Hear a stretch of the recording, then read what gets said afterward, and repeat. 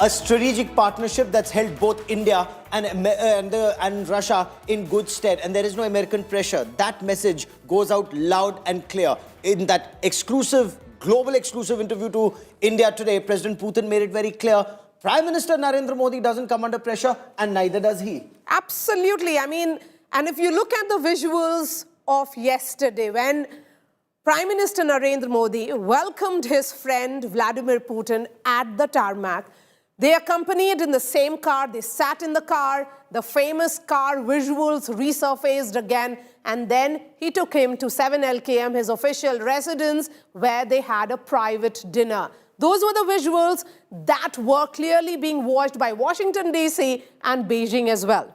And across the world, Europe must be feeling increasingly left out. This picture, I was reporting from Tianjin at the Shanghai Cooperation Organization Summit, where President Putin waited for Prime Minister Narendra Modi for that conversation. And this picture, the two traveling in the same car. And Prime Minister Narendra Modi presented the Srimad Bhagavad Gita. The Prime Minister presented the Srimad Bhagavad Gita to President Putin. And Maria, the Bhagavad Gita was in Russian language. ISKCON is hugely popular in Russia. And the messaging cannot be more direct than this.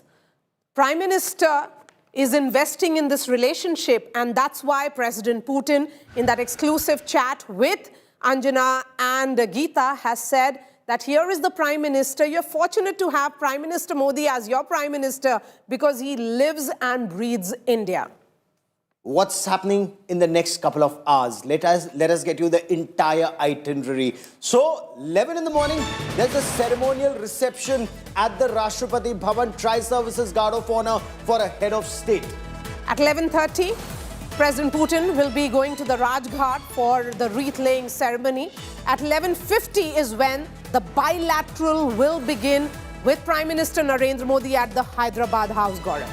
And that's very significant, the bilateral meeting, because that is where the nuts and bolts of the MOUs that will be inked will be talked about. The future of this relationship. And Maria, both Prime Minister Narendra Modi and President Putin, they don't think tactical, they think strategic, they think long-term, because both India and Russia are very powerful civilizational states. Absolutely, and the messaging cannot be more solid and so rooted, I would say.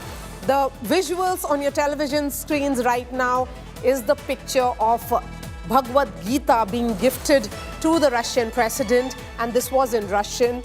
The Prime Minister sending a message that this is a relationship which dates back to civilizational connect, that it is not just about post-independence India, it has long history, and the one which has evolved also with changing times. It's a relationship that dates back to Vedic times. In fact, trade between then Bharatvarsh and what is today Russia dates back to historical times. There are idols of Lord Shiv and Vishnu and Ganesh that have been found in parts of Russia, and archaeologists are talking about it. In Tianjin, there was a conversation about it. At the Kazan, at the BRICS summit, again something that I was reporting from Ground Zero, there was a conversation about it. And Maria, that just goes on to show that these are people, two people who've been very close since time immemorial. And these leaders are also ones who think about the interest of the nations first, who will not bow down under Western pressure.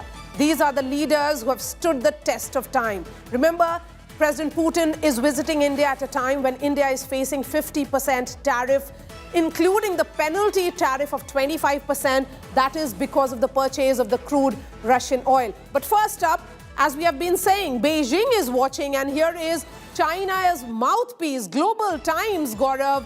They are reporting on this visit, and what are they saying? So, experts in China, they're hailing President Putin's visit to India. They're saying President Putin's visit to India sends across a very strong message, Maria.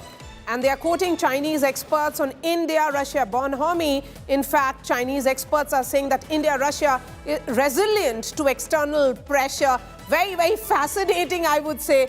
there is a new axis, Gaurav. Is this the new axis which is emerging, which is sending a message to the Western powers, which is sending a message to Washington, D.C.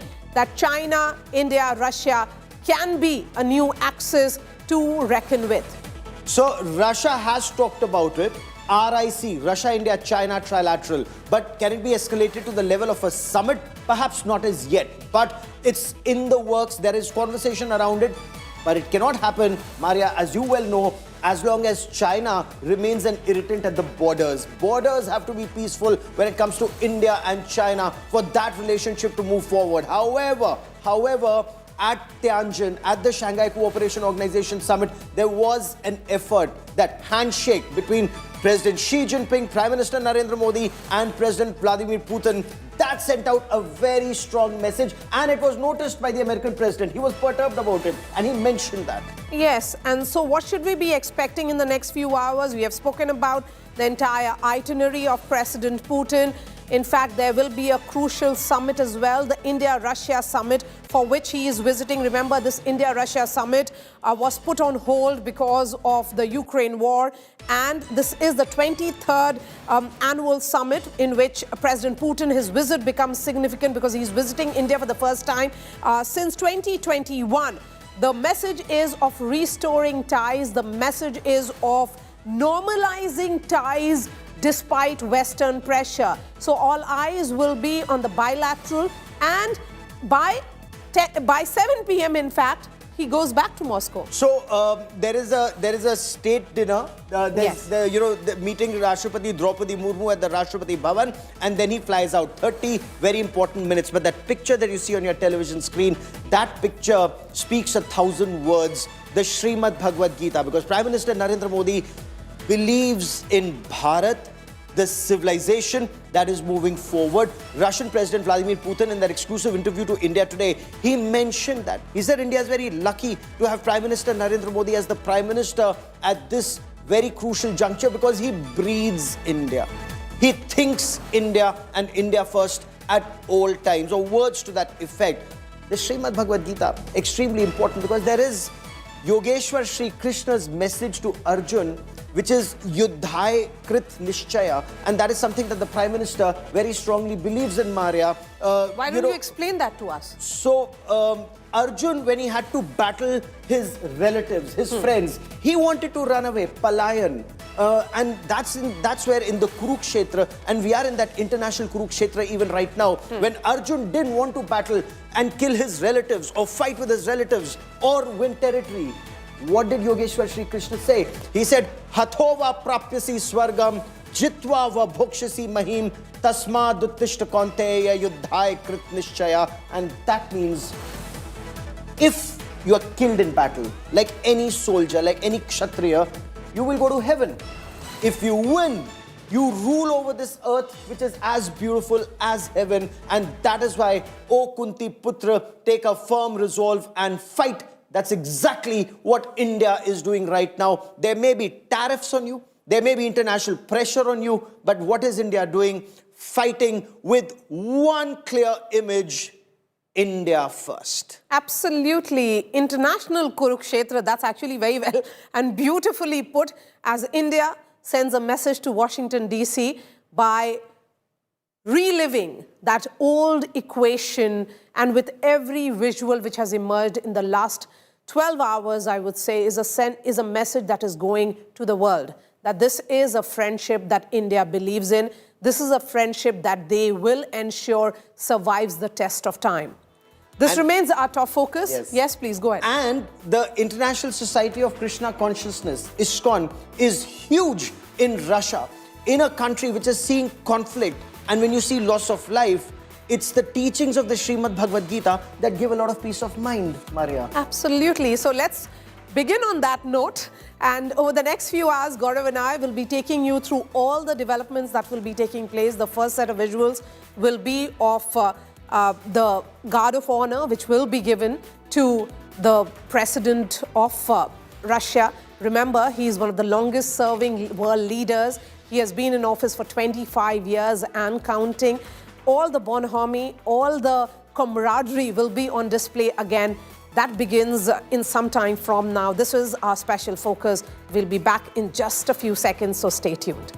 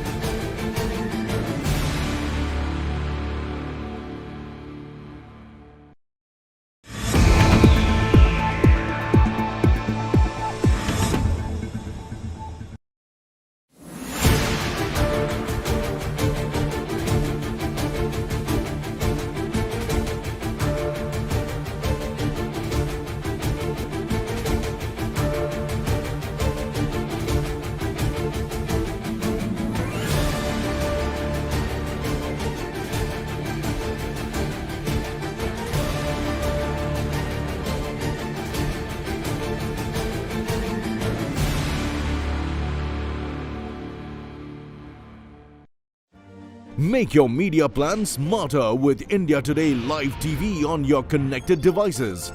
Amplify your brand with 100 million smart internet viewers. To advertise, mail us at sales@aajtak.com.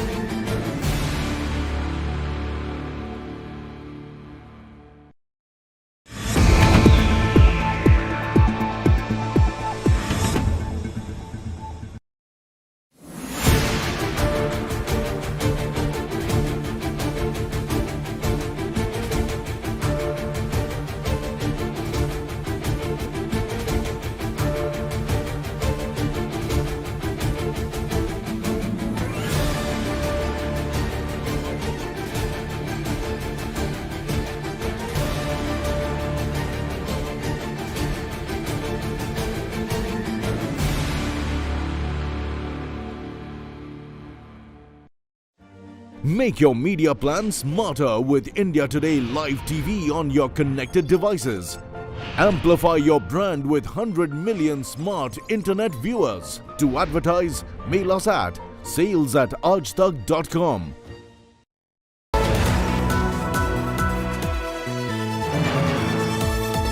Presented by B&W Developments, a legacy of innovation and excellence. Co-presented by Kia, movement that inspires.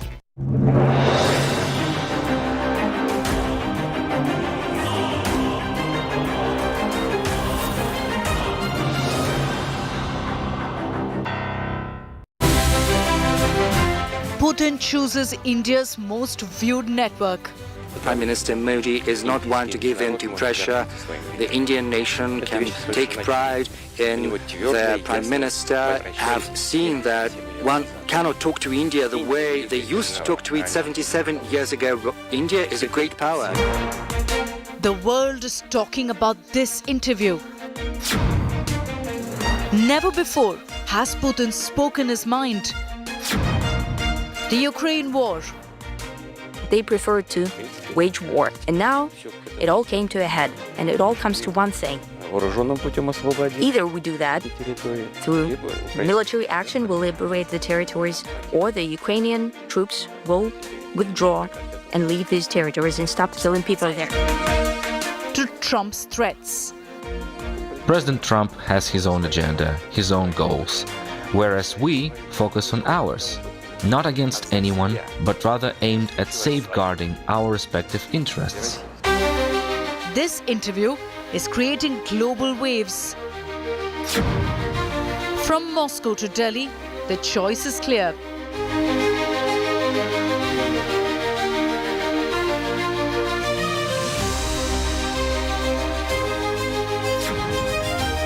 Putin's choice, and yours too. Namaste Putin, unparalleled coverage only on India Today.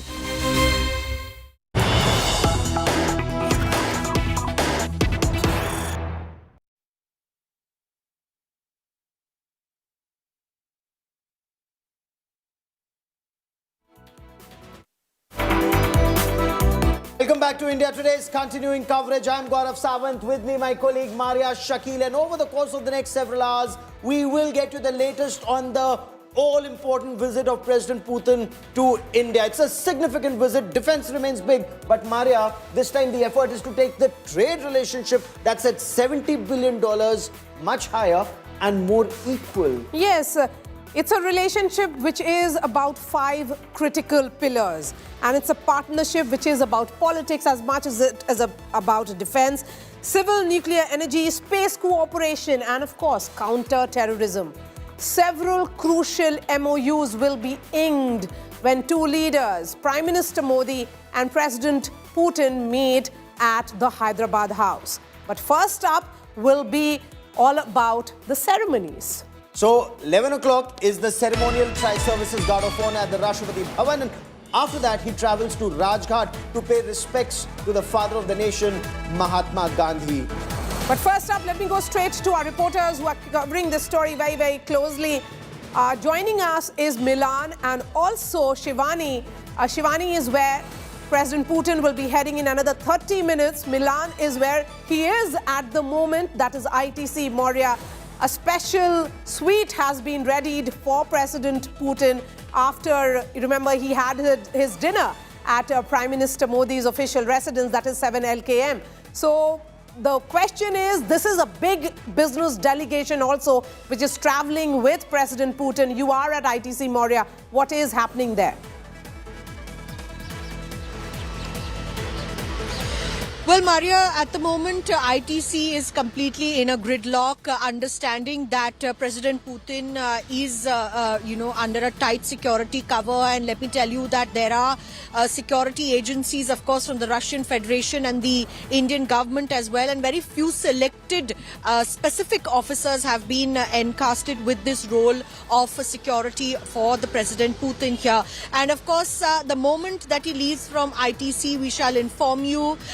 We can't much speak about the routes that he's going to take, but multiple routes have been planned for his exit from the hotel until Rashtrapati Bhavan, and that will happen around 11 a.m. as we expect it to happen. And certainly it's going to take about 7 to 8 minutes from where I am standing at the moment. Okay. And certainly, let me also tell you, you mentioned the business delegation. There are about 100 people who have come in from the Russian Federation business delegation who met with Commerce Minister Piyush Goyal yesterday as well at Bharat Mandapam, and that very crucial business delegation is also going to take place today as well. In fact, there are ministers who have come from the Russian Federation who have met with their counterparts. We saw how Defense Minister Rajghat met with his counterpart yesterday, and even the Commerce Minister, the Health Minister from Russia have met their counterparts in India. And certainly it's important. So defense is very big, Milan, but health sector is something where they intend taking the cooperation forward. We'll continue talking to you about especially healthcare. More access for Indian pharmaceuticals to the Russian markets. We'll talk about that in greater detail. I quickly want to cut across to Ashutosh, who joins us at Rajghat. Every head of state begins with that ceremonial respect being paid to the father of the nation, Mahatma Gandhi, at the Rajghat. Tell us what's happening at Rajghat right now, Ashutosh. Well, all preparations done, Gaurav. 11:30 is when the ceremonial visit will take place after the guard of honor to the Russian president. And you rightly said, yes, when any state guest that visits India comes here and pays a tribute to Mahatma Gandhi. And if in a contrast, we see the picture, remember yesterday when Prime Minister gifted him Bhagavad Gita, which also explains that India's diplomacy that still leverages on the cultural heritage and not just hard power or only about the transactional relationship. But at the same time, this morning, what we also saying when the Russian President visiting Rajghat, offering tribute to Mahatma Gandhi, is also because he is the symbol, the global symbol of non-violence and peace. And India at the same time, when it stands with Russia during all its conflict, all its critical time, at the same time, it also talks about the peace when Russia is in conflict with Ukraine. We are seeing two nations at the war. So clearly, every optics has its significance that we are seeing unfolding at the moment in the national capital. Gaurav. War and peace, Maria, simultaneously, but the effort Prime Minister Narendra Modi, in his interactions with Russia and with President Putin, has always maintained this is not an era for war. This is not an era of war. The famous quote of the Prime Minister being cited by multiple world leaders at multiple platforms, and that what India believes in has been communicated by the Prime Minister himself. Remember, if you are traveling anywhere around central Delhi, please look at the traffic advisory, because there are multiple areas which are no-go zones right now because of the entire security arrangement for President Putin. Shivani Sharma is outside the Rashtrapati Bhavan, where President Putin will be in few minutes from now. Shivani, this is the ceremonial guard of honor, the tri-services guard of honor, which will be given to President Putin. And that's where the first visuals of him and Prime Minister Modi for the day will come. Certainly, Maya, it's a beautiful, pleasant winter morning in the national capital with the added between President at a place where we could get... Give us a moment. Let us try and reestablish that link with you. We're having a little issue with your audio. Give us a moment. But the Tri-Services Guard of Honor, it's the spectacular, it's the magnificent Rashtrapati Bhavan. And in the forecourt of the Rashtrapati Bhavan, you will have the contingents of the Army, the Navy and the Air Force lined up. And President Putin, he will be given that ceremonial Guard of Honor, the Tri-Services Guard of Honor, where the soldiers, they salute him. They salute a visiting head of state. President Droupadi Murmu will be there. Prime Minister Narendra Modi will be there. And then the Prime Minister will introduce him to his cabinet. Then he will be introduced, the Russian president will introduce the Prime Minister to his team. And it's a huge team this time. 100-member business delegation. Putin and Modi mean business. That's very clear. This isn't just about buying the S-400s, talking about the S-500s, or the nuclear submarine lease being ensured that it's taken forward, or so much else about defense hardware. This is much, much more. And let's quickly bring in Dr. Tara Kartha, former director of the National Security Council Secretariat, into this conversation. Major Manik Jolly is an author and defense analyst. Ambassador Rajiv Dogra has been our ambassador to Italy. Will also give us a perspective on how Europe is looking at this. Dr. Tara Kartha, if we may begin with you, 100-member business delegation, $70 billion is the trade, but it's heavily skewed because of Russian oil purchases. What efforts systematically can be put in place to ensure it's brought on an even keel? Good question, Gaurav. As usual, I get the most difficult ones. Listen, even during the Soviet Union period, we had just about 5 billion trade. Okay, so it was never at the level we're talking of. 100 billion is a huge target, but we can get there. And that depends on your connectivity, one. Yes. Second, the free trade agreement with the Eurasian Union, that's a good idea, but we don't, as of now, we don't have a lot there either.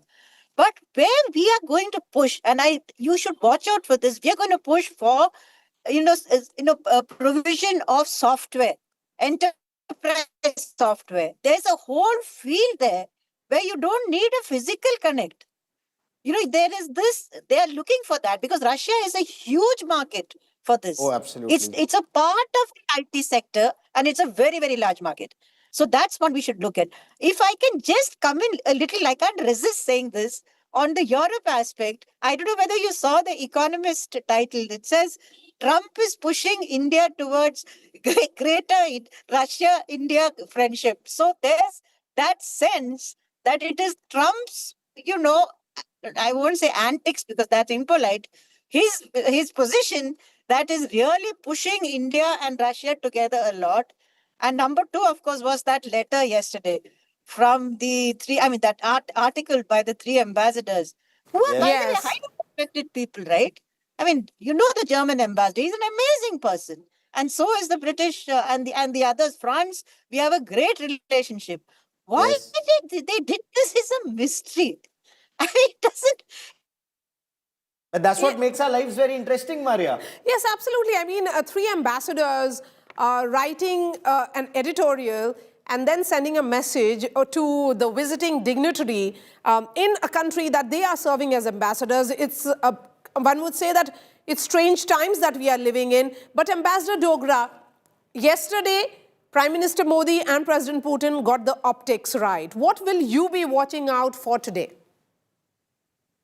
Well, I can just about hear you. There's something wrong with the sound quality, but I'll try and guess what you asked. I suppose one of your references was to the three ambassadors who wrote an article in Times of India a couple of days back.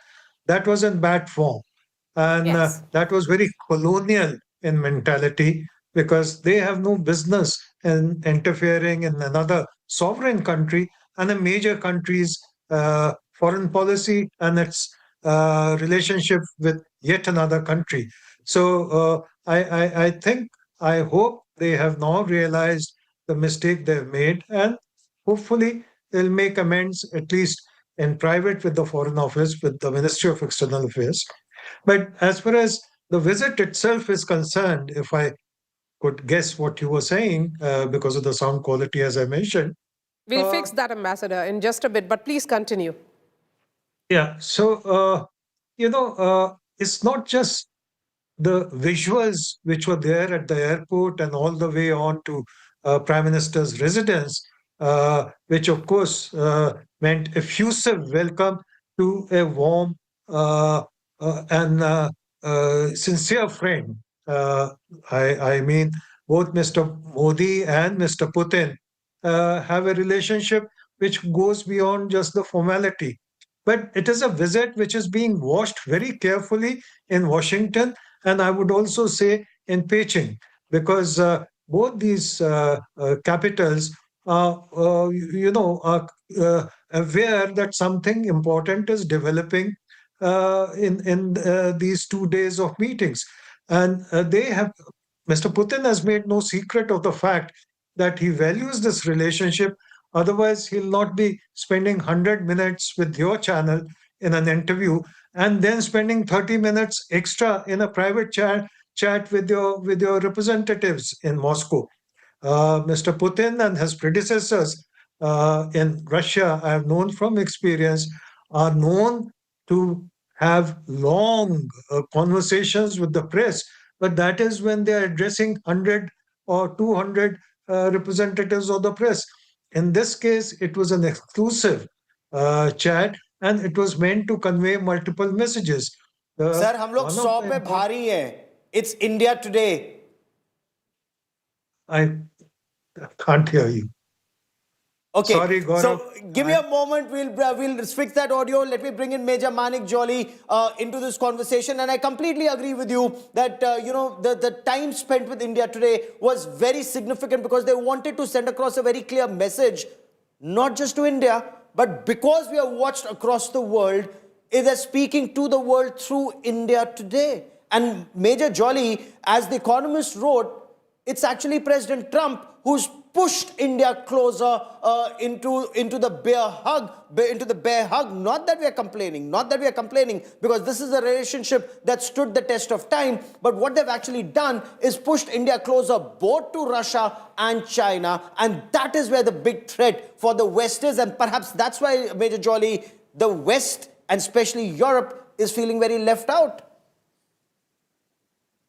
Hi, Gaurav and Maria. Good morning. And yeah, you're very right. Actually, the kind of arm twisting that US has shown in the past few months or entire year since the time Trump took over has actually pushed the trio of the dragon, elephant, and the bear into each other's arms.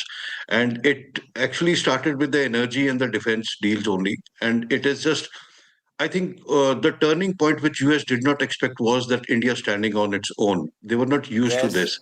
And this has been a US's way how it deals with deals with other countries in the world.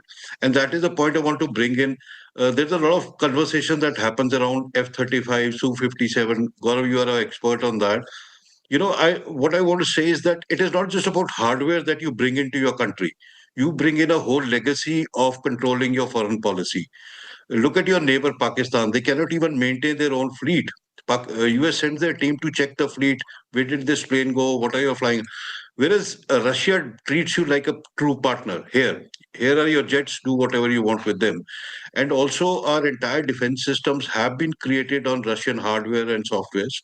As we develop towards Sudarshan Chakra, I think it is imperative that there is that the integration continues to happen.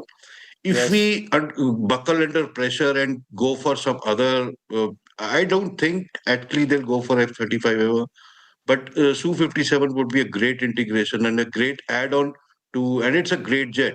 I don't want to get into the technicals, but the point remains that additional S-400s, interest on S-500s, the nuclear submarine lease, and the fighter jet continue to be the biggest defense deal that we should be making. And it is not just about the hardware. The focus still remains on trade and economy. Defense is very strong. Strategy is very strong. Now to make it to bring this relationship on an even keel, the effort, apart from shipbuilding, if I may, shipbuilding, Maria, is something that India was always big on. The Prime Minister is very clear to be a massive seafaring nation that we always were.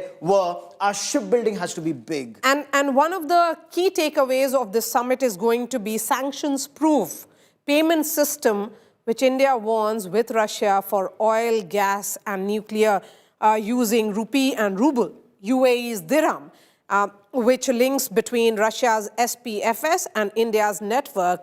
So they are looking at tightening that network as well. And payment look at system, the UPI system. Proof. Yes. India's UPI system is being followed world over. And with Russia's Mir system, when you integrate Rupee and Mir, the moment you do that, tourists like you and I, we can travel to Russia and pay UPI. Yes, pay the Rupee system. So there is no dollar being used. Shivani joins us. Give me a moment. Let's quickly bring in Shivani. Shivani, tell us all about the pomp and show and the Tri-Services Guard of Honor at the Rashtrapati Bhavan in about 40 minutes from now. Gaurav, I'm right outside the Rashtrapati Bhavan where the formal beginning of the engagement between Prime Minister Narendra Modi and President Putin will start, and we'll try and catch a glimpse of what has been done here as the preparation. The flags of India and Russian Federation are fluttering high. It's a beautiful winter morning with the added warmth and flavor of Prime Minister Narendra Modi and Russian President Putin's friendship. And when we talk about this Tri-Services Guard of Honor, this happens to be the highest ceremonial welcome the ceremony that marks the honor that is being given to a state guest or a dignitary. But when it comes to President Putin, there is something extraordinary, and that's what we are seeing, the kind of carpool that started right after the welcome that Prime Minister Narendra Modi had given to President Putin, and they came in that same car. The conversations have already started. Yesterday's private dinner, we saw those pictures from the 7LKM, but today when it happened at the Rashtrapati Bhavan, it's a bit more formal, with the Tri-Services Guard of Honor being given to President Putin, and this will be a function of around 25 minutes, and from here at 11:25 he'll leave for Rajghat, where he will reach at 11:30 to pay homage to Rashtrapita, and from there he will be heading towards the Hyderabad House, where the formal engagement of the talks, the bilateral talks, will begin with Prime Minister Narendra Modi. So this is indeed the start of the formal engagement with Rashtrapati Bhavan Tri-Services Ceremonial welcome, Gaurav. And then there are around 7 engagements for President Putin that are lined up through the day before he leaves at 9 p.m. today.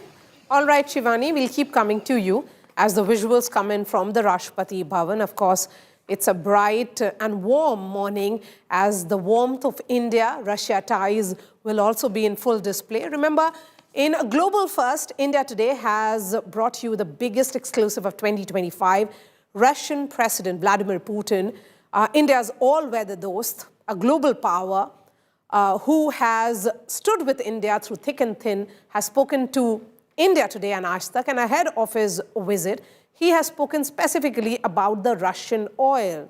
And he has, as always, called out the Western hypocrisy on how US continues to purchase from Russia but is imposing sanctions on India. So it's unfiltered, it's unrestrained, it's uncensored, 100 minutes of conversation, and they spoke on the Ukraine war, incidentally, what he believes the solution could be about Donald Trump's threats, and he made one thing very clear. His understanding of Prime Minister Narendra Modi is that Prime Minister of India does not buckle under pressure. There is no way that anybody can coerce the Prime Minister into doing something that is not in India's supreme national interest. And he said the same about himself, that he doesn't come under pressure, though he did not criticize Donald Trump. And that's very interesting. Yes. He said he's a colleague. I'm no one to give him a character And his efforts are sincere. Yep. He went on to say that his efforts are sincere and that he's sincerely hoping that this war comes to an end. Co-presented by Kia, movement that inspires.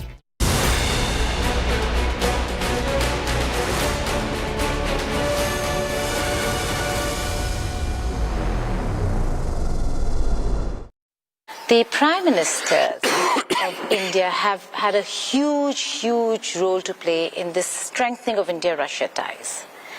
Who do you think, in your span of being a leader here in Russia, really made that difference since you were in power in enhancing India-Russia ties?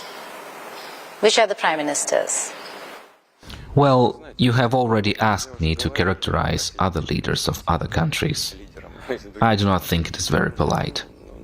You know, now we're working with Prime Minister of India, His Excellency Narendra Modi. Indeed, we have very trustworthy and friendly relations. He is a very reliable person. In that sense, I'm speaking very sincerely. India got lucky. He lives India. I'm talking to him and I know him. I hope he won't be cross with me. I'm just saying what I'm seeing and what I'm thinking. It is very pleasant to me to talk to such a person of integrity, you know. And that's number one. Number two, indeed, he's very sincere when it goes about strengthening India-Russian ties across the whole range of areas, especially crucial issues of economy and defense and humanitarian cooperation, development of high-tech. It is very interesting to meet with him. He traveled here, and we sat with him at my residence, and we drank tea for the whole evening, and we discussed different topics. We simply had an interesting conversation, purely like humans. 3 specific questions, sir. Number one, because during Operation Sindoor, the weapons we had acquired from Russia proved very crucial in our victory. And that is why I would like to ask you specifically about S-400, the air defense system, the 5 S-400s that are awaited by when can we expect that? The second question is on S-500, the more advanced air defense system.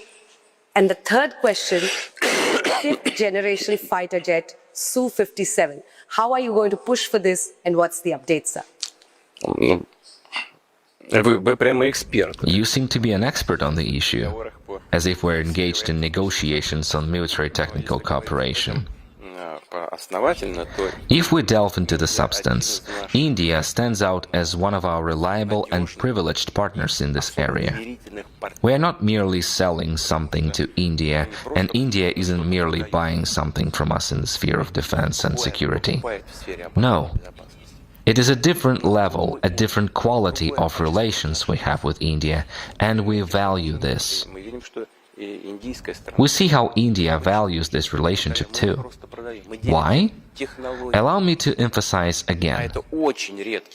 We are not simply selling technology, we are sharing it, and it is a very rare thing to see in the sphere of military technical cooperation.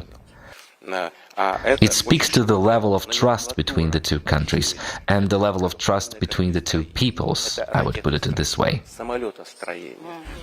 We have a broad portfolio indeed, including naval construction, rocket and missile engineering, and aircraft engineering. You have just mentioned the Su-57 aircraft. India operates several other Russian-made aircraft too. And there's the production of armored vehicles. India is manufacturing our renowned T-90 tanks. Trust me when I tell you that these tanks rank among the best in the world. Moreover, the famous BrahMos missile, a joint venture between Russia and India, is manufactured primarily at Indian facilities. Therefore, Prime Minister Modi's Make in India initiative should be implemented in this area as well. The Kalashnikov is certainly an important weapon, but we have been discussing high, one might even say cutting-edge technologies. Given the combat experience in using certain types of weapons, their value has multiplied manifold. Now, Indian military specialists, thanks to their strong ties with our military, understand clearly how and in what circumstances a particular weapon performs best, and where and when it should be deployed. This is an extremely important understanding, which is shared by both the Indian and Russian sides. The other important aspect in terms of cooperation between India and Russia is the nuclear front. Russia has been one of the biggest movers when it comes to nuclear facilities in India. Are we looking at important announcements on the nuclear front? Nuclear today is a sensitive issue for Russia. Yes. Yes, of course we have some announcements to make. We are indeed one of the biggest movers, as you have noted. Speaking seriously, we're not movers, we are producers of the world's most advanced and reliable equipment for nuclear power plants. The Russian company Rosatom builds and operates more nuclear reactors for nuclear power plants abroad than any other company in the world. 22 nuclear units. The well-known facility in our joint project, the Kudankulam plant, is one of the leaders in this regard. These are large units. They operate efficiently and, I reiterate, have proven to be very useful. There are some announcements you have just asked about. What is it about? The news is that Russia is probably the only country in the world today capable of building, and actually does build, small nuclear power plants. Such plants are already operational in Russia, and we can make them either floating or ground-based. It's an excellent option for specific regions where big power stations are not needed or where connecting electricity grids between generators and end users isn't feasible. объектов генерации до потребителя, а можно в каких-то труднодоступных. These compact nuclear power modules can thus be deployed in isolated and hard-to-access locations. So you heard President Putin there. He's very clear. He has a very clear vision. In fact, what Prime Minister Narendra Modi and President Putin are talking about, Maria, is how do you take this relationship forward, a vision for the next 30 years. That's exactly what these two leaders, who are very, very confident that we are civilizational states. We don't come under pressure of Western countries. We'll do what is in interest of our respective countries, Maria. That's right. Diplomatic ties which go back to 1947, with a pronounced pro-Moscow tilt from the 1960s. And what happened in the 1971? It was the Indo-Soviet Treaty, and in 2000, this relationship became a strategic partnership, and in 2010, it was further elevated to a special and privileged strategic partnership. That's how historic and significant and at the same time evolving ties between these two nations has been. So these are not just words. When you say it's a special, privileged, comprehensive strategic partnership, it's a partnership that stood the test of time. It's under pressure. It's repeatedly been under pressure, but it's held both countries in good stead. Joining me now and joining us now on this India Today special broadcast are Professor Brahma Chilani, one of India's best-known strategic voices, and Lieutenant General Taini Dhillon. General KJS Dhillon was former Director General of the Defense Intelligence Agencies. Gentlemen, welcome. Professor Chilani, how would you view the reactions that are coming in, especially from European capitals, to this India Today exclusive and, of course, the visit of President Putin to India? President Putin's interview with India Today is quite elaborate. He has talked about so many important issues, including the Ukraine war and the peace deal that President Trump is pushing. And therefore, his interview is now being quoted across global media. In fact, his visit to New Delhi carries outsized geopolitical significance. President Trump is watching this visit very closely, and so are the European countries. The irony is that European countries, that is the EU countries, plus Britain, they have cut off all diplomatic connections with Moscow.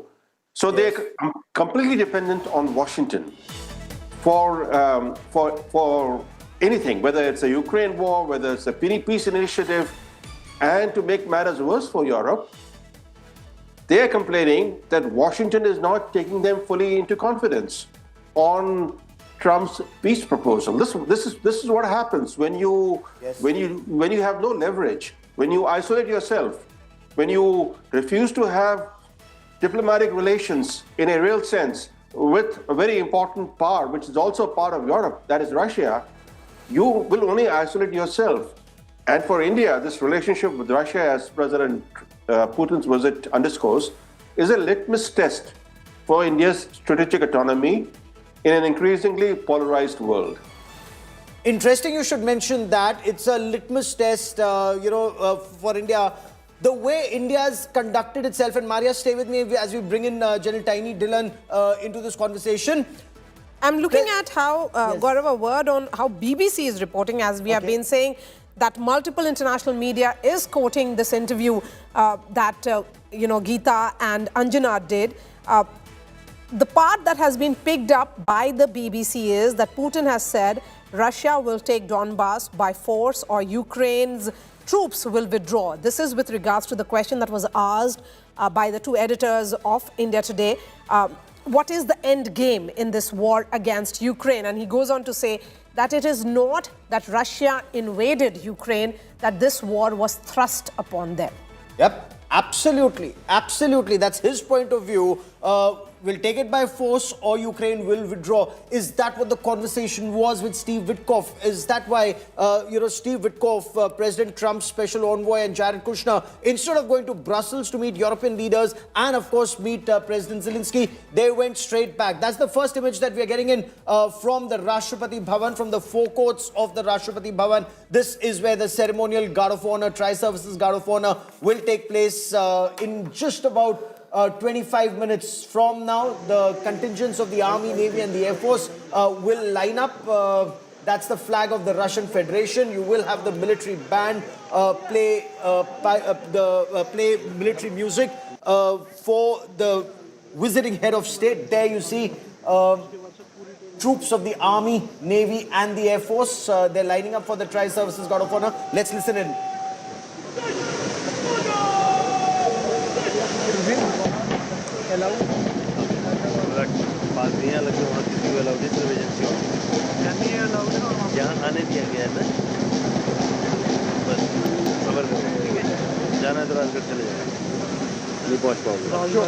Of honor, the guard commander gives them the instruction to line up. Now it's samne dekh. First, you align to the soldier to the next of you.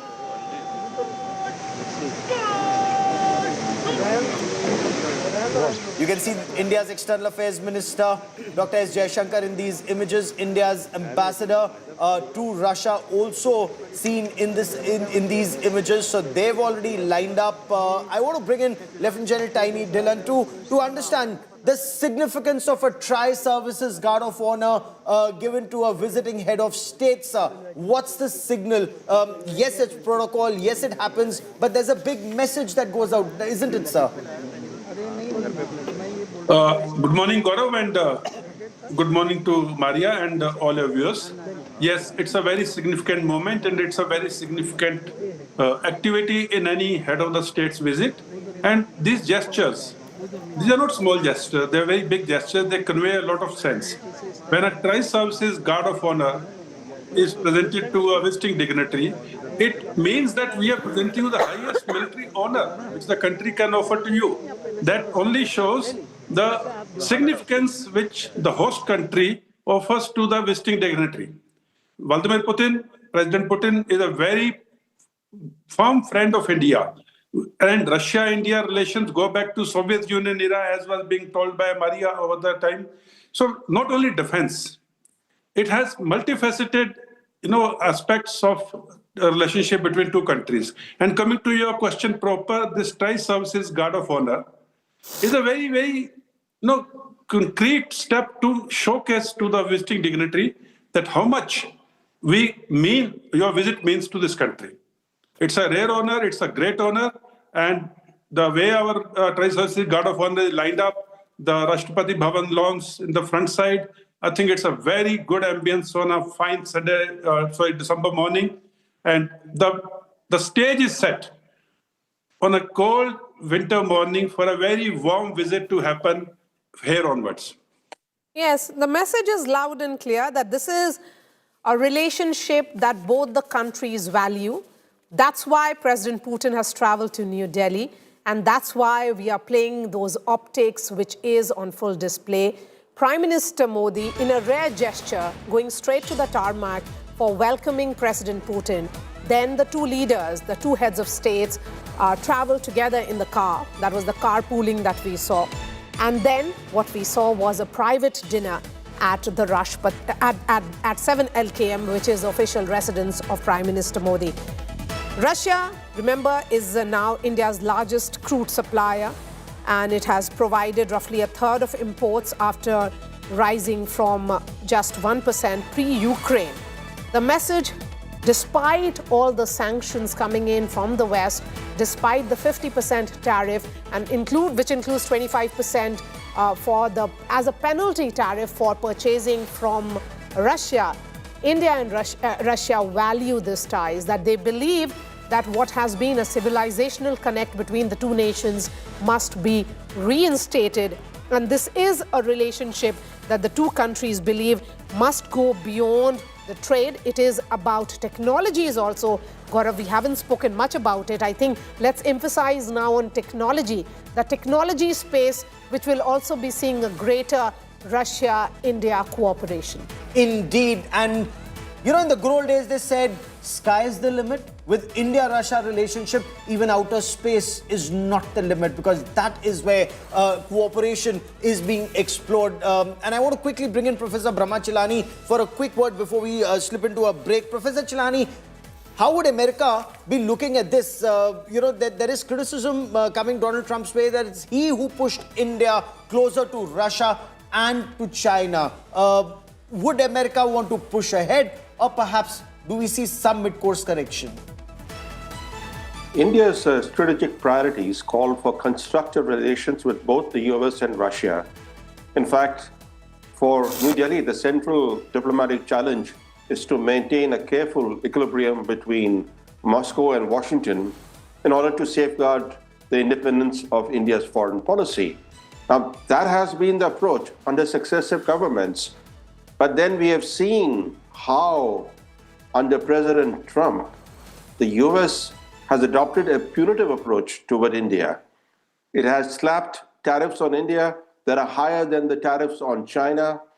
India has been singled out by the Trump administration for secondary sanctions over Russian oil purchases, even though the US itself is bankrolling Russia's war machine by importing enriched uranium, fertilizers, strategic minerals, as well as other things.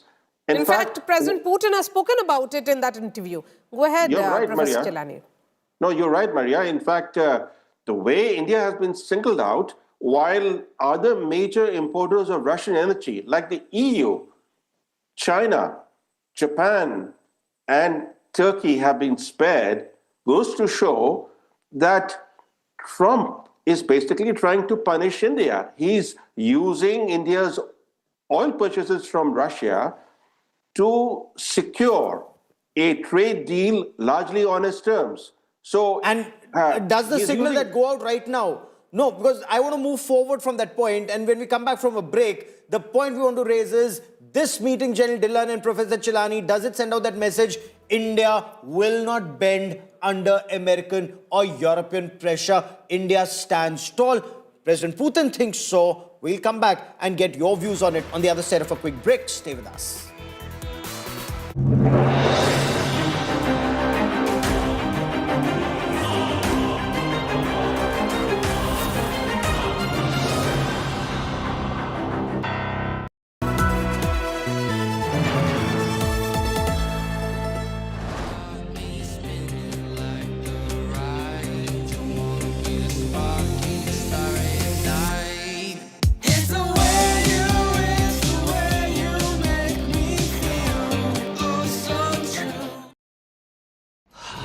Salute है जी।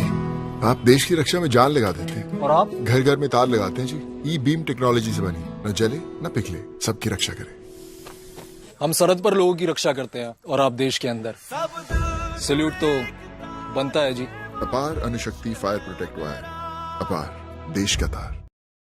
India today, making sense of India.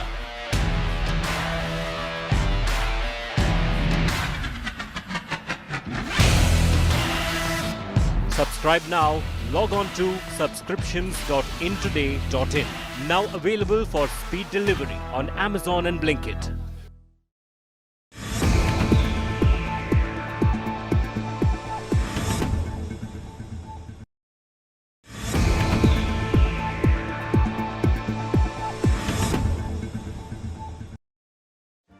Make your media plan smarter with India Today Live TV on your connected devices.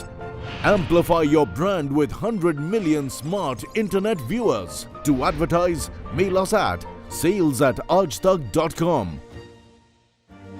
Make your media plan smarter with India Today Live TV on your connected devices.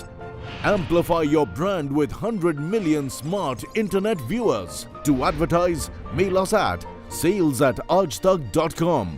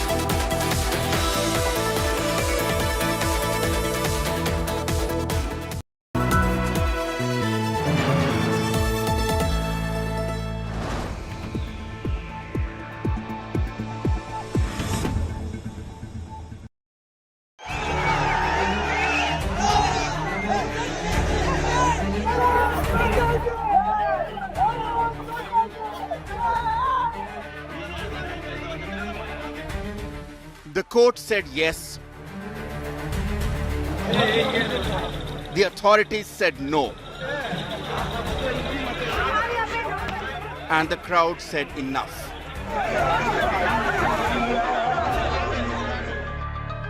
On Kartigai Deepam night, when the sacred flame was stopped at Thiruparankundaram,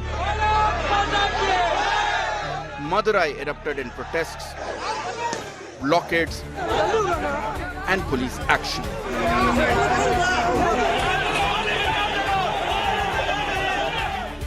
Despite a clear Madras High Court order, the Deepam was not lit at the ancient Deepatun stone lamp pillar.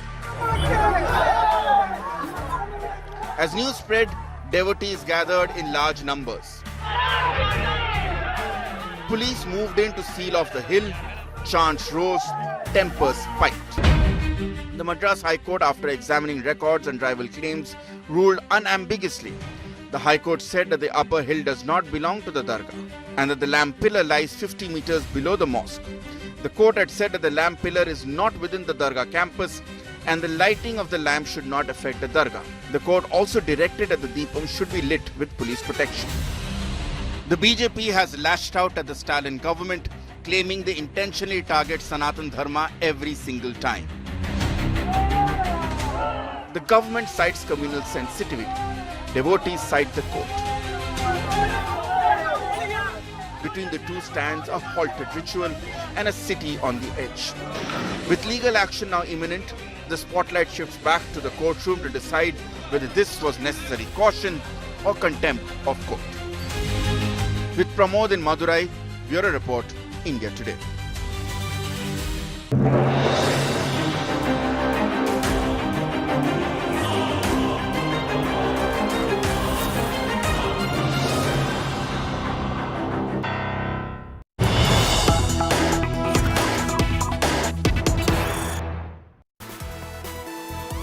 Welcome back to India Today's continuing coverage on President Putin's visit. That big question many were asking, Maria, was why is it that Prime Minister Narendra Modi and the Russian President travelled in a Toyota Fortuner? The friendship in a Fortuner was that big question. How the Toyota Fortuner became the choice for Prime Minister Narendra Modi and President Putin to drive from the Palam Technical Area in New Delhi to the 7 Lok Kalyan Marg. Now, what sources are telling India Today, the choice of the vehicle chosen for Prime Minister Modi and President Vladimir Putin's drive from Palam Technical Area to 7 LKM was governed by the sitting space. Prime Minister's Range Rover doesn't have third sitting row to accommodate the interpreters. So interpreters had to be accommodated also in that Toyota Fortuner. And because of that extra row, the translators could sit. And as per sources, both interpreters for Prime Minister Modi and President Putin were sitting in the car when both leaders boarded. So interesting. The vehicles were already approved by the security detail of both the countries. The Toyota Fortuner, what sources are also telling India Today, that traveling together was that big signal that the two leaders wanted to send out to their respective countries and to the world. So the Prime Minister did not take the pool vehicles. This was a vehicle that was specially brought in for the purpose. Very, very important to send out that message. Of course, the American president has the beast. The Russian president also has his beast, or his equivalent of a beast, that Senate, which has a 6.2-litre engine, is armor-plated, bomb-proof, very, very heavy vehicle. And I want to bring in Sandeep Punithan, who joins us on this broadcast to talk more about the American beast and the Russian beast. Sandeep, the Russian automobile, while it's armor-plated in India, this was the Toyota Fortuner, while that Russian vehicle is already also here.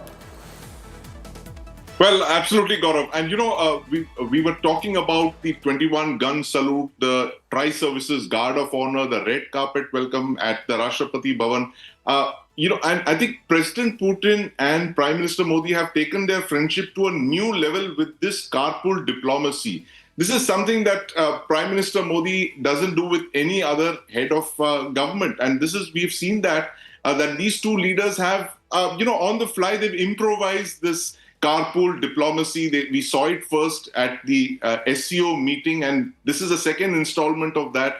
This actually takes the friendship, the personal chemistry, the personal connect that both leaders have to a whole new level, because the honor guard, the reception at the tarmac, all of this is something that Prime Minister Modi has done with previous visiting dignitaries. But this carpool diplomacy is a new twist, Gaurav. And, the choice of the vehicle, the Fortuner, who finds a friend finds a Fortuner in this case, it seems. Good one. Absolutely. That's actually a good one. Who finds a friend finds a Fortuner. But this one also was because of the two leaders ensuring that the interpreters were traveling with them. Pranay has got us all the details with regards to the choice of the Toyota Fortuner, the white-colored Toyota Fortuner, which has everybody thinking, why a Toyota Fortuner? Pranay, let's explain to our viewers, when the two leaders were sitting in that car, there were their interpreters also sitting in the third row of that vehicle.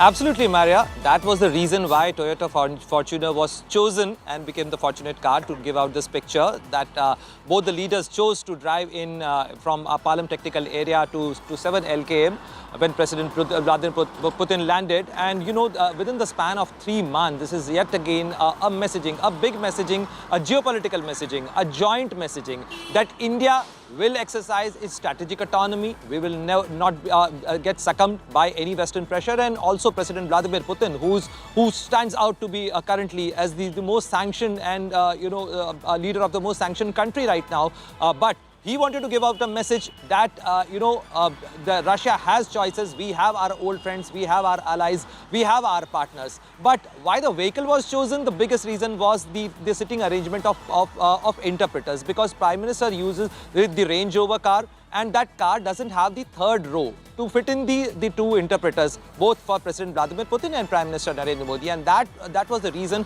why this car, the white Toyota Fortuner, was chosen for the ride of both the leaders. And that was the reason. And in fact, when President Vladimir Putin came, when he was received by Prime Minister Narendra Modi, this vehicle was all prepared, all set, and kept ready with both the interpreters sitting in that car. And both the leaders boarded that car, and that was the drive. And we know the pictures, how Prime Minister Narendra Modi also shared the picture of the smiling and the laughing picture with which both the leaders gave out this big message Pranay, to the world. Interestingly, Gaurav has been also speaking to his sources, and he has another theory with this choice of this vehicle. And what is that, Gaurav? So, no, it's very clear. The BMW doesn't make the cut for the Prime Minister. Given the hostile behavior, if I may, towards Russia of the Germans right now, or the Range Rover, even though Range Rover is owned now by Tatas, and it's an Indian vehicle. But then the third row, as you said, is very interesting. What's also very significant is the message that is being sent out, Professor Brahmachalani, that American pressure will not make India change its friends or decide who we'll be friendly with. Lieutenant General Dylan, you can take that question. Please go ahead. Absolutely. See, what has happened in the last about 1 year or so after President Trump has come to power, knowingly or unknowingly or unintentionally, he has pushed India, China, Russia closer.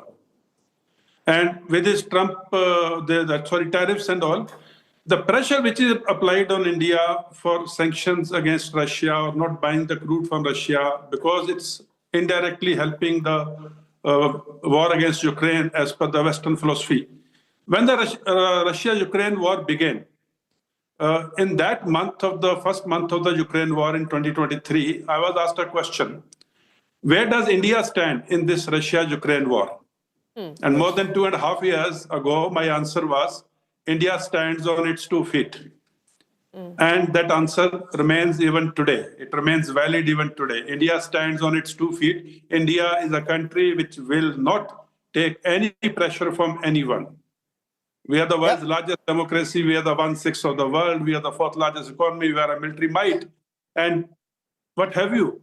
So we cannot afford to take any pressure, because our leadership is the leadership of 1/6 of the world. How can you put 1/6 of the world under pressure? And that's a very interesting take that you have, sir. That's a very interesting take that you have. And Prime Minister Narendra Modi, he's displayed it. World leaders are talking about it. The fact that India sought great ties with China, with Russia, with the United States. It was China that stabbed India in the back with the Doklam in 2017 and Galwan in 2020. And then it was China that ultimately is seeking, even if it's tactical, to improve ties with India. India stands firm. With the United States, India made all the effort. It was President Trump who messed the relationship. Now it's for him to sort it out. But if you notice, not one word, Maria, has come from Prime Minister Narendra Modi or anybody in the Indian government that is critical. And strategic silence, as we call it, even as there were a lot of reactions as to why the Prime Minister is not speaking. We have seen just a few weeks later how Donald Trump dialed Prime Minister Modi, and there were efforts made by White House to reset ties and ensure some kind of talks move ahead with regards to the trade deal. The question is, what is the future of the trade deal now that India has sent a clear message to the West, to White House, that when it is about relationships, yes, India may be part of Quad. It is looking at European nations and US, but New Delhi also believes in hosting President Putin and ensuring that when it is about old relationships, they are treasured as well. Frankly, this is the time that President Trump, Sandeep, should have been in India. For the President Quad Trump should have been here for Quad Summit. He chose not to come. It's President Putin who's come. You know, it's President Trump's loss. It's actually Quad not happening. Yes. There's a Quad counter-terror meeting that is happening right now in New Delhi, Sandeep. But it just goes on to show the summit has been postponed for another day, another time perhaps in 2026. But then it's for President Trump now to bring the relationship back on an even keel, Sandeep. Absolutely, Gaurav. You know, and the Quad is one casualty of the second Trump presidency. You know, and interestingly, the Quad was something that Donald Trump had revived almost a decade ago in his first term. But in the second term, for various reasons, the Quad has died a very instantaneous death, and the other three partners are wondering what happened to it. And this is exactly what happened, that President Trump was to come to Delhi for this very important Quad summit. That was going to be a litmus test for India about how seriously Trump viewed his relationship with India, especially in the larger framework of the Quad. And that clearly seems to be on the back burner now. And, you know, Gaurav, the bigger takeaway from all of this is that President Putin, Prime Minister Modi, even President Xi Jinping, these are serious leaders. They're there for the long term. They're there for a decade, 15 years, 3 terms. And okay, live images that are coming in from the forecourt of the Rashtrapati Bhavan, and I want to go full frame of the Prime Minister on those images. That's the Prime Minister's cavalcade that is just coming in. This is the Prime Minister's Range Rover, just the Indian flag. So you know it's just the Prime Minister of India in this vehicle coming to the forecourt of the Rashtrapati Bhavan. The External Affairs Minister, Dr. S. Jaishankar, there to receive the Prime Minister. This is the External Affairs Minister, as you see in these images. There's also the commanding officer of the President's bodyguard, COPBG, the military secretary of the President will come with President Droupadi Murmu. She will just come in a moment from now. It's timed to the last second. 10:57 was the time for the Prime Minister's arrival. The Prime Minister comes, then the trumpets will sound the arrival of the President of India, and then the President of Russian Federation, the chief guest in this function. So the Prime Minister has been received by the External Affairs Minister, Dr. S. Jaishankar. In fact, just a few minutes ago, I would say an hour ago, Prime Minister Modi has put out a tweet in Russian in which he's speaking about, having gifted that copy of Bhagavad Gita in Russian to President Putin, and how the teachings of Bhagavad Gita give inspiration to millions across the world. And his message to President Putin has been constantly going in Russian, in which he's speaking about his friend, where he says that he welcomed President Putin at 7 Lok Kalyan Marg, which is the official residence of the Prime Minister of India, that is Prime Minister Modi. And every time he speaks about him, he's speaking about long-term relationships, a relationship which has stood the test of time, a relationship which is built on multiple pillars of cooperation, of understanding, of future, a relationship which is about deliveries. It's about ensuring that this is special strategic partnership, a partnership which has been the backbone, even as trade and connectivity has gained prominence between the two nations. So Gaurav, in a multipolar world, here is the tested friend of India, which has been also speaking about another aspect. Let's bring that in, about the permanent UNSC seat for India. Russia has recommended India for a UNSC seat. That image is so telling. That image of the Srimad Bhagavad Gita being presented by the Prime Minister. And that second image of the President, that's the Vice President, I think, whose vehicle is now coming in. One by one, dignitaries will come in. That's the Vice President's Mercedes that has brought the Vice President. C.V. Radhakrishnan has come in. In a moment from now, the President of India would be in, and then the President of the Russian Federation. These are Russian journalists and Russian ministers. 100-member Russian delegation, business delegation is also here, because that big effort is to take business-to-business ties to the next level, and also ensure that you're not in violation of any international laws. That's President Droupadi Murmu, who has arrived. President Droupadi Murmu has also arrived in the forecourt of the Rashtrapati Bhavan. Prime Minister Narendra Modi received her, and now, in seconds from now, so 11 o'clock was the time, seconds from now, you will have the Russian President Vladimir Putin also pulling in for the Tri-Services Guard of Honor. Remember, Russia has become India's top crude supplier post-2022, and both sides are working on non-USD payment mechanisms using national currencies or third country channels to protect trade from the European Union. Sanctions and the US bilateral trade has already jumped to several tens of billions of dollars, but is skewed heavily in Russia's favor. Both sides have set a target for 2030 of $100 billion of trade. With this visit, certainly the focus is on boosting Indian exports to narrowing that deficit, and Moscow's Rosatom has been cleared to sign a new MOU on civil nuclear cooperation. Let's speak about that now, Gaurav, with the discussions around more units at Kudakulam and collaboration on small modular reactors and nuclear technologies. The summit, which will be taking place at Bharat Mandapam, also will be focusing on fast-tracking international north-south transport corridor and maritime route to cut logistic costs. So connectivity is key. What is also very significant, apart from connectivity being key, is the small modular reactors, or SMR. And in that interview to India Today's Geeta Mohan and Anjana Om Kashyap, President Putin spoke of Russia's success with the SMRs, and he explained why these small modular reactors are very, very important. They've worked very well for Russia. They can be deployed in far-flung areas. They have been extensively used in far-flung areas to generate energy, electricity for Russia, and they would do the same for India. And that is something that India is looking forward to. Shivani Sharma, my colleague with us from the Rashtrapati Bhavan, and Pranay Upadhyay is at Hyderabad House, where the delegation level talks will happen 11:50 onwards. So first the one-on-one and then delegation level talks as we wait for the Russian president to arrive. Pranay, before I come to you, Shivani, quickly, minutes from now, 11:05 is the official time for the Russian president to arrive.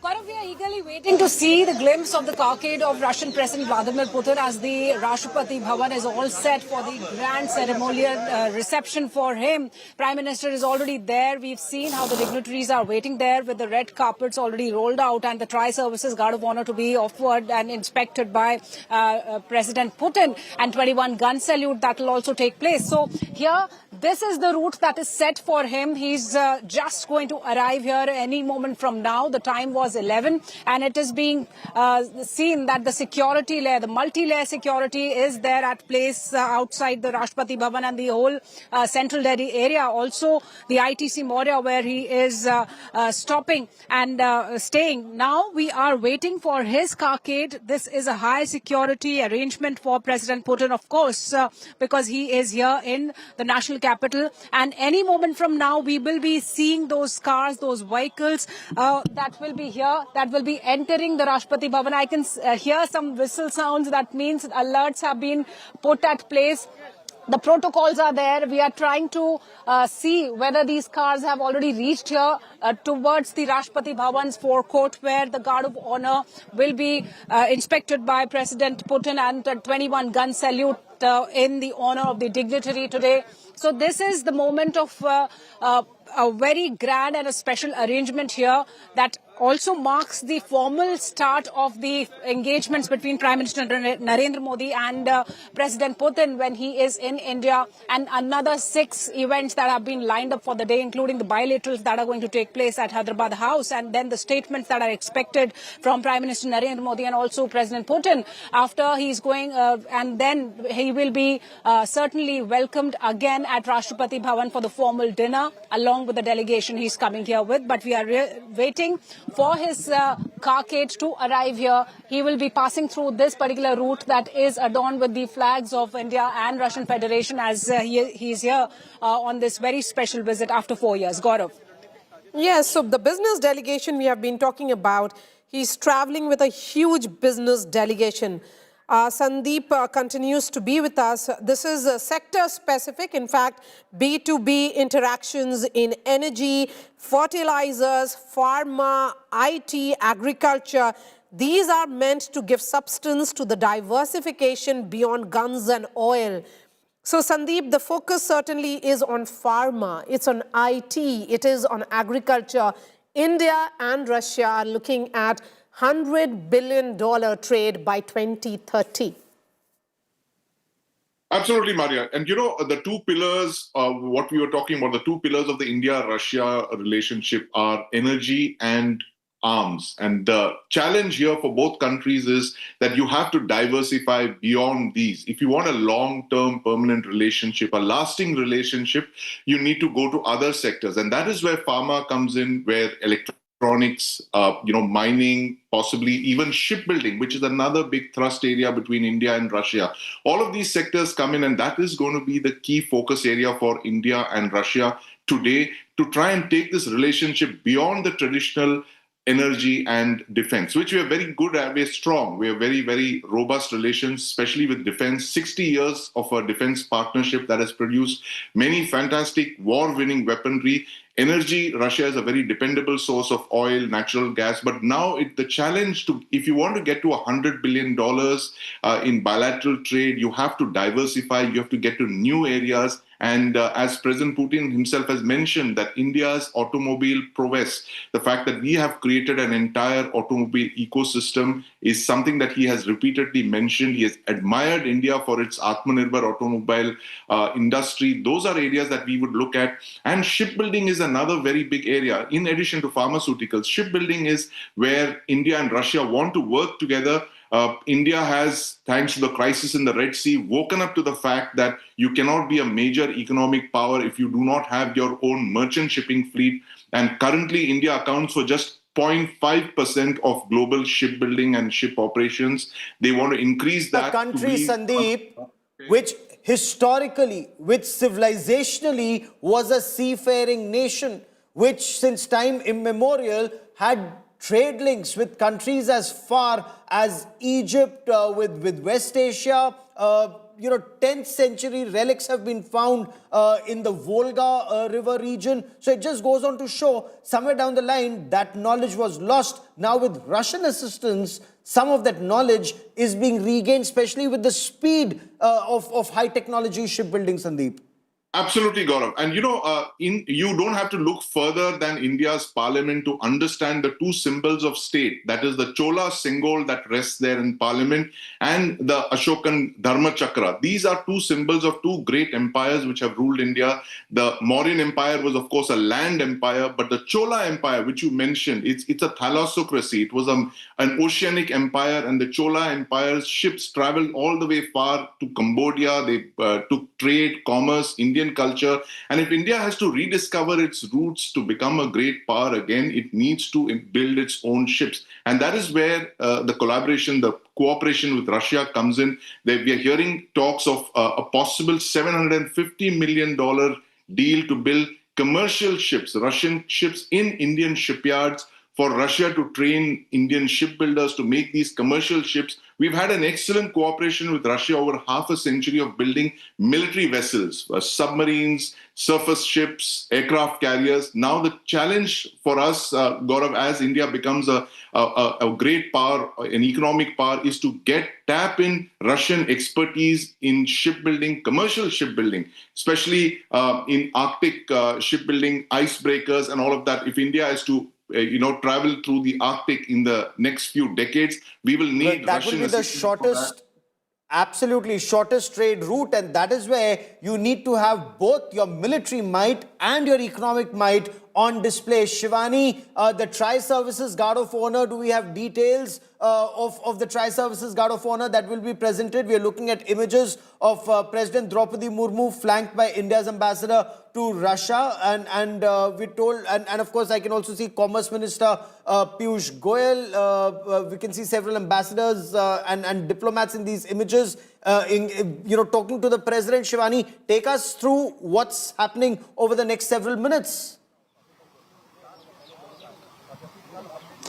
Gaurav, the Rashtrapati Bhavan is all set for the grand ceremonial welcome for President Putin, and here the security protocol is at place. The cavalcade is just arriving out there. We are trying to place these vehicles that are entering Rashtrapati Bhavan now. These are, of course, the images of the security arrangements here, and we assume that now this carcade which we see entering, these cars that are of President Putin's carcade that have already started from ITC. And when we talk about the arrangement, this happens to be one of the highest honors that are arranged for a state dignitary. And when it comes to President Putin, this is of course special, as we see the special bonhomie between Prime Minister Narendra Modi, President Putin, and also the relationship heart-to-heart connect between India and Russia. So this is a function that will be showcasing the strength, the might, the dignitaries out there, the delegations, more than 120 delegates who are traveling along with President Putin. They will be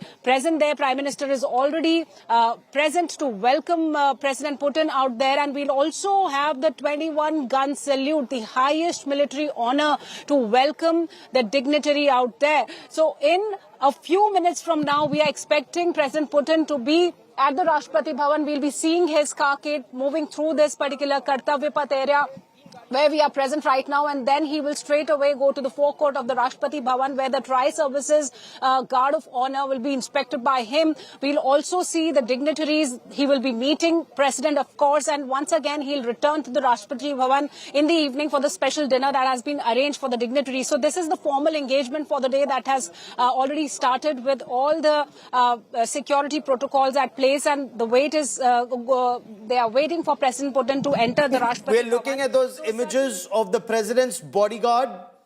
The president's bodyguard, the oldest regiment of the Indian Army, that is now lining up. We are also looking at images of the External Affairs Minister and the Commerce Minister in conversation with President Droupadi Murmu.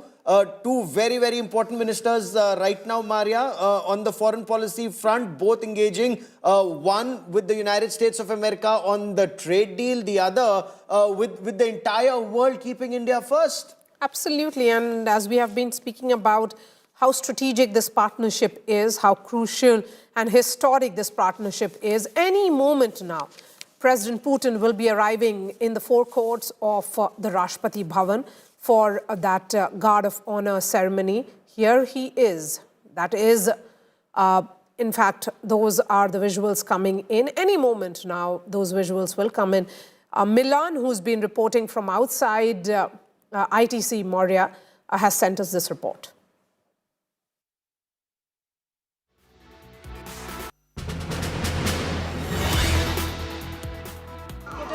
See these vehicles, they are entering through Kartavya Path towards Rashtrapati Bhavan, and then he will be received by the Prime Minister, Rashtrapati, and all the other dignitaries who are already waiting there for President Putin. So these are the first images of the carcade when President Putin is now entering Rashtrapati Bhavan, where the formal engagement, the first engagement of the day, is starting now with this trial.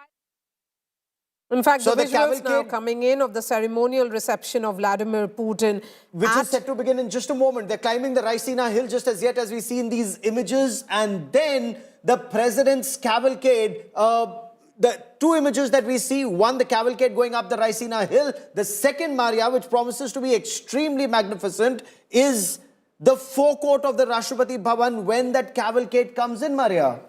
Absolutely. Look at those visuals. In fact, the Russian embassy in India has also tweeted already, and they are saying that how crucial and significant this trip of the Prime Minister, of the President is. They are speaking about the ceremonial reception for Vladimir Putin, which is led by President of India, Droupadi Murmu, and Prime Minister, which is taking place right now, will begin any moment now as President Putin's cavalcade arrives at the Rashtrapati Bhavan's forecourt. He will be welcomed by President of India, President Droupadi Murmu, Prime Minister, and key cabinet colleagues who are, in fact, in attendance, will be part of the bilaterals and the summit-level meetings which will be taking place. Prime Minister Modi, in fact, in conversation right now with Dr. S. Jaishankar, and also speaking to the Commerce Minister Piyush Goyal. They're waiting for President Putin, who will be arriving any moment now. And all eyes will be, particularly now after this, will be shifting to what will happen at Hyderabad House. That's where the bilaterals will be taking place. We have been speaking about the size of this business delegation. It's 100-member delegation traveling with President Putin. They're not just looking at gas and oil. They are looking at future areas of cooperation, including agriculture, including pharmaceuticals and IT. Greater access for Indian goods to the Russian market. That is something which is extremely significant. What India is working at is Indian pharmacies, Indian pharmaceuticals should have more access. Indian healthcare sector. The Health Minister of Russia is also in India, and he's met the Health Minister of India, JP Nadda. The conversation is also about setting up hospitals in the Russian Far East, while Moscow, St. Petersburg, several big cities have great hospitals. It's in far-flung areas that they want additional hospitals, they want additional healthcare facilities. So, when we were reporting from Moscow during Prime Minister Narendra Modi's last visit, the Russian Health Ministry was very keen to figure out whether Indian healthcare can play a bigger role. And there you see the President and the Prime Minister now walking to the forecourt of the Rashtrapati Bhavan to receive President Vladimir Putin. It's all minute to minute.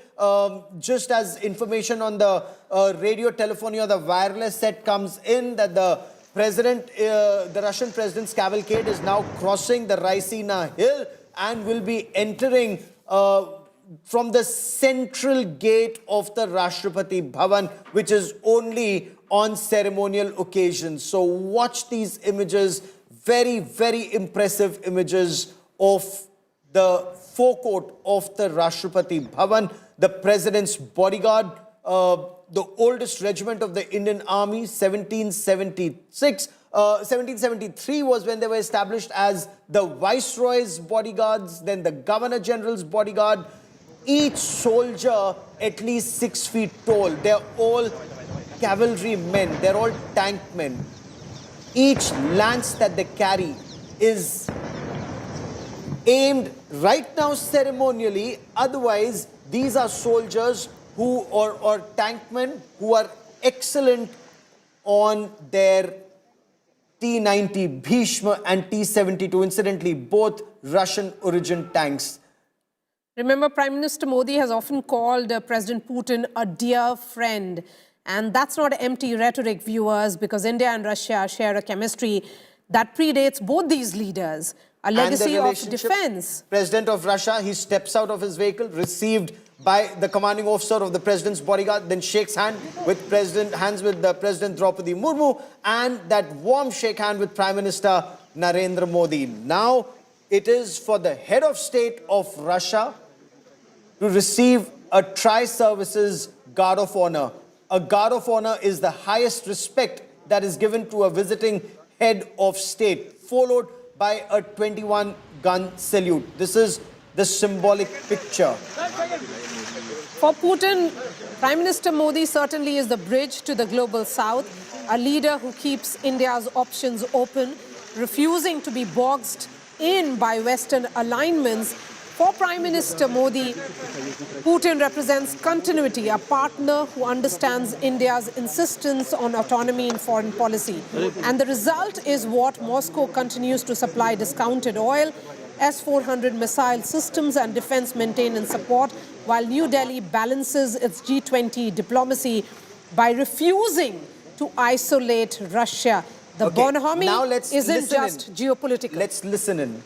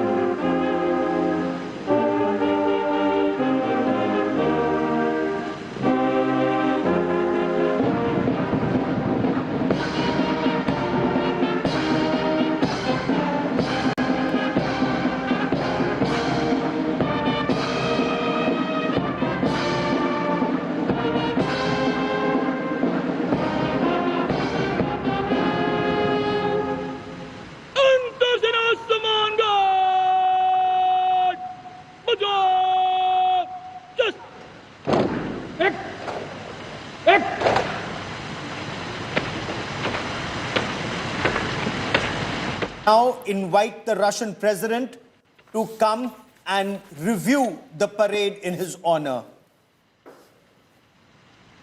श्रीमान अंतर सेना सम्मान guard निरीक्षण के लिए हजरत. He says, Shriman Antar Sena Samman Garad Nirikshan ke liye hazir hai. The Tri-Services Guard of Honor is ready for your inspection or review.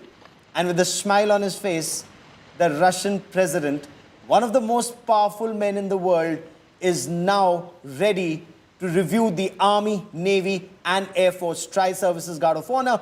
The music, the military music will start playing the moment, the second he turns right to review the parade as he inspects every guard. The guard commander will, his eyes will follow the president, the others will look straight and present arms.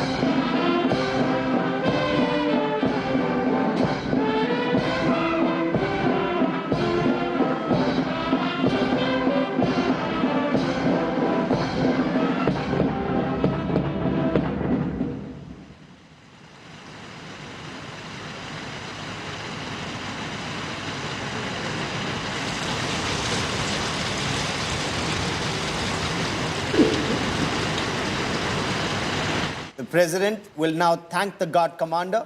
The guard commander once again salutes him, and then the president is escorted by the protocol officer back to the dais. He would then meet Prime Minister Narendra Modi, President Droupadi Murmu, and together they will go and meet the cabinet ministers. Both leaders will introduce the entire delegation to the respective heads of state and government, as is the protocol. So President Droupadi Murmu receives him, introduces him to her team, Prime Minister Narendra Modi, External Affairs Minister Dr. Jaishankar, Commerce Minister Piyush Goyal, seen in these images from a distance. The Lieutenant Governor of Delhi is present as well, and other senior... The Army Chief, other diplomats, officials, all being introduced. The other bureaucrats, diplomats, officials of various departments, and then the Russian delegation, the ministers from the Russian side, the defense minister, the health minister, being introduced, each greeting President Droupadi Murmu and Prime Minister Narendra Modi. The Prime Minister, incidentally, has met some of these leaders even in the past. They've met him in the past. Dmitry Peskov, also seen in these pictures, the spokesperson of Kremlin, someone considered very, very close to President Putin. It's a 100-member Russian business delegation and, of course, a 7-member ministerial delegation that is accompanying President Putin. The aim is to diversify the relationship, widen the scope of the relationship between India and Russia, take it beyond defense, strategy and energy. And when you talk about energy, take it beyond fossil fuel. Yes, there's a lot of conversation on Russian oil, LNG, small modular reactors, nuclear energy, Kudan, the fuel has just come in. Incidentally, in that exclusive conversation with India Today's Geeta Mohan and Anjana Om Kashyap, President Putin pointed out this fact that America continues to buy enriched uranium, fertilizers and other things from Russia, and they're telling India not to do so. So in a way, exposing the double standards of President Donald Trump. However,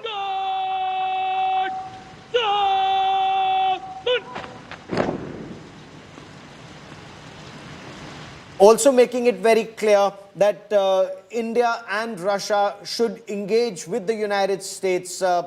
He refused to give a character certificate, if I may, to President Trump, or to characterize him or his actions, saying he's a colleague. It's not for me to characterize him or to give him any certificate, but then perhaps he would need to look at this. And now, once again, that ceremonial photo opportunity. Both Indian and Russian media and Maria, the world will be looking at these pictures very, very closely, especially the Tri-Services Guard of Honor given to the Russian president. Incidentally, the Rashtrapati Bhavan, made by the British in pre-independence India, is now hosting the Russian head of state.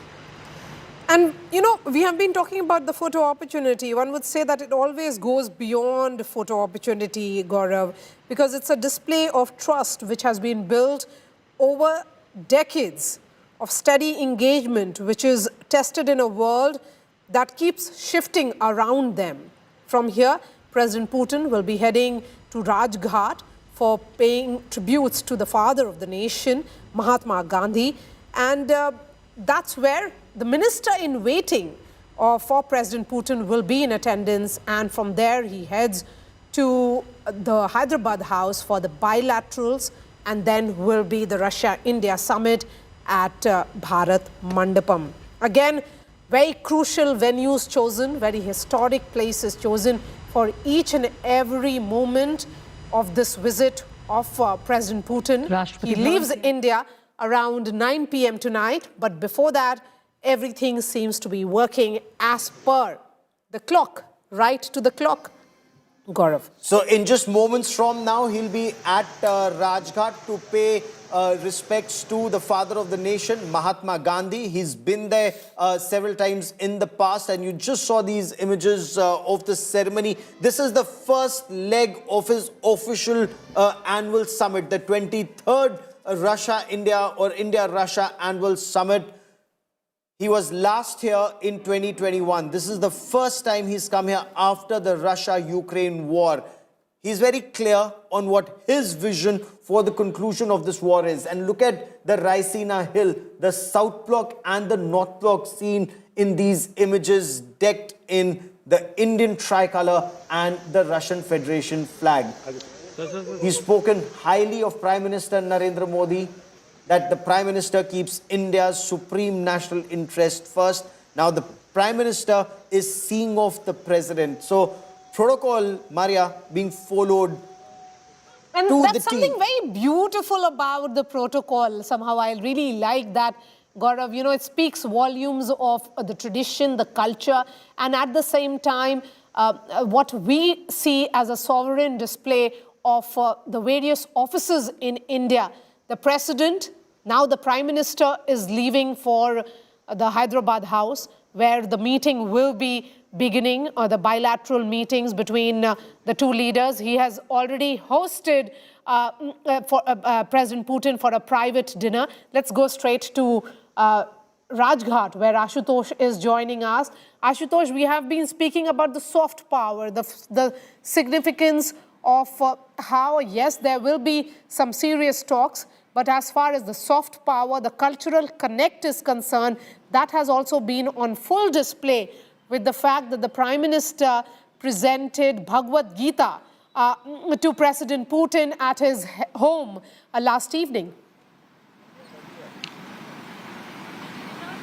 And Bhagavad Gita also, Maria, when it talks about karma, and it also mentions about the Mahabharata, that why protecting your land and fighting for a cause was defined as a dharma. So that's also defined as soft power, the cultural heritage that was explained through the world power, was soft diplomacy, when that Bhagavad Gita. But on the very same day, next day, this morning that we see, the President Putin is also visiting Rajghat. Now, Mahatma Gandhi, the founding father, the father of the nation, who was also, who symbolizes actually globally, not only the India's, the peace that India stands for. Remember when the Russia is in conflict with, Prime Minister always advocated about peace between Russia and Ukraine when he met Zelensky, and even while meeting with Putin, he always focused on that there should be a peace, because eventually it disrupts the entire global chain. But in the meanwhile, we're just having a very close look, probably is a matter of seconds now, when President Putin will be arriving at Rajghat to pay tribute to Mahatma Gandhi, and that makes it very significant, not just in optics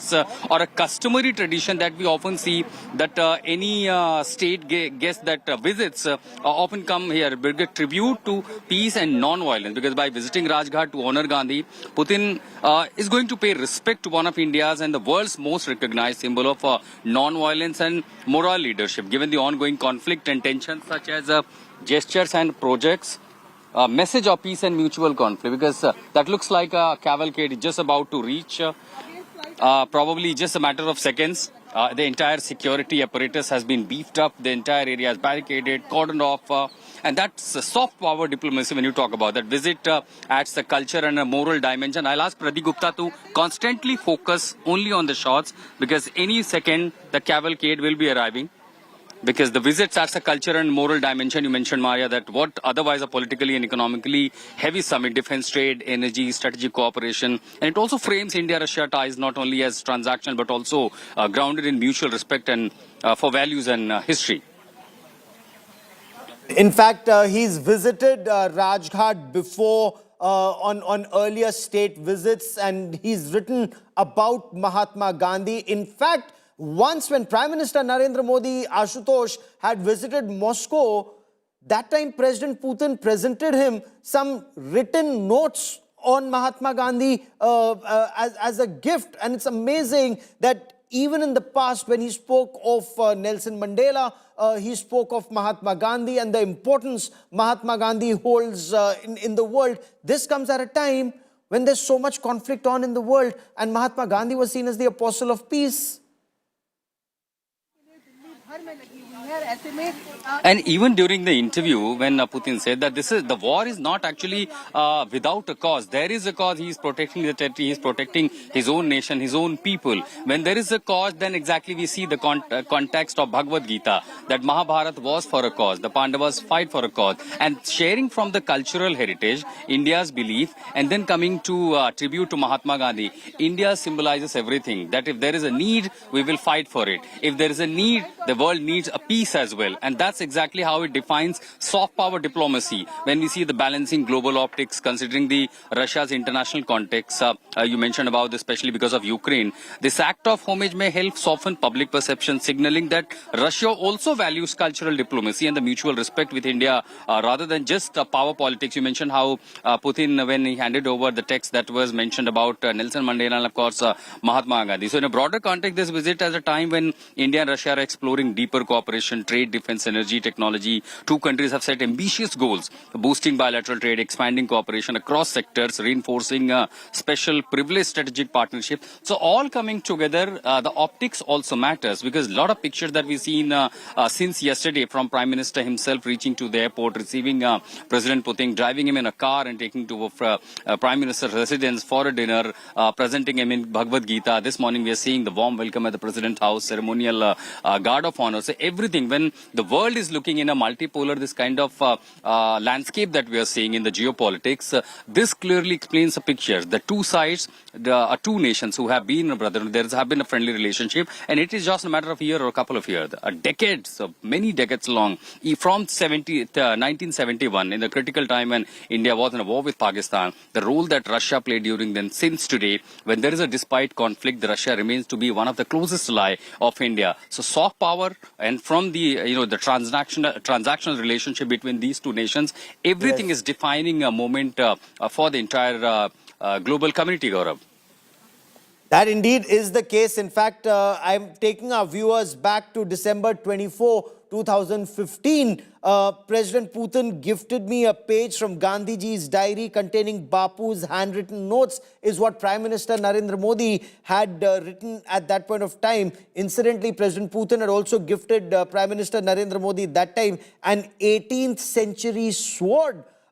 President Putin gifted me an 18th century sword from Bengal featuring intricate silver artwork. I thank him for the gifts. Then again in September 2019, a statement on Mahatma Gandhi, where during a joint press statement with the Indian Prime Minister Narendra Modi, President Putin highlighted Russia's respect for Mahatma Gandhi, noting the issuance of a commemorative stamp for Gandhi's 150th birth anniversary. And this is something that both India and Russia spoke of, their cultural ties between the two countries. And that is Bapu's Samadhi at Rajghat. There is the eternal flame. It is the flame of truth, non-violence, and the quest for justice.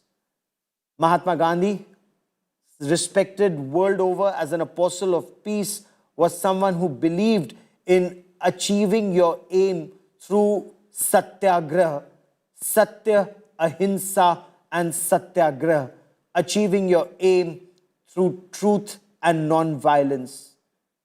And many have argued how relevant is our Mahatma Gandhi's teachings in today's day and age, and perhaps in today's day and age, they are more powerful than any time else.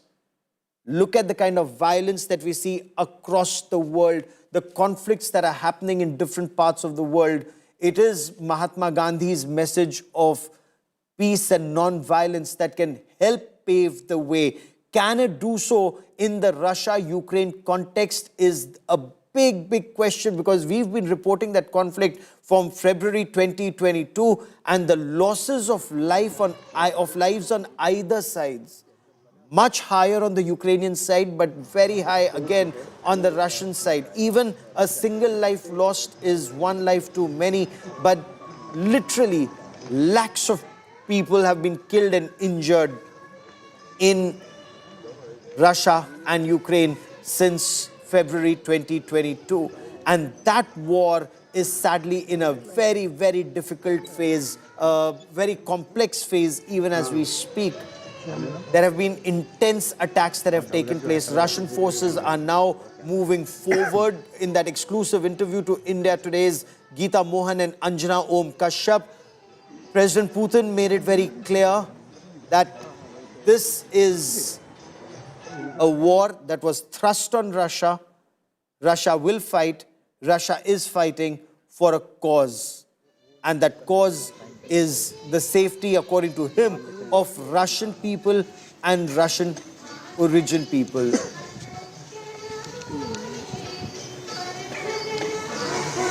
I once again want to come back to Ashutosh. Ashutosh, we've reported from ground zero in Ukraine. We've reported from Russia. Very difficult war. And in this scenario, Mahatma Gandhi's message is very, very significant as we hear Vaishnav Janato Tene Re Kahiye Je Peed Parai Jane Re.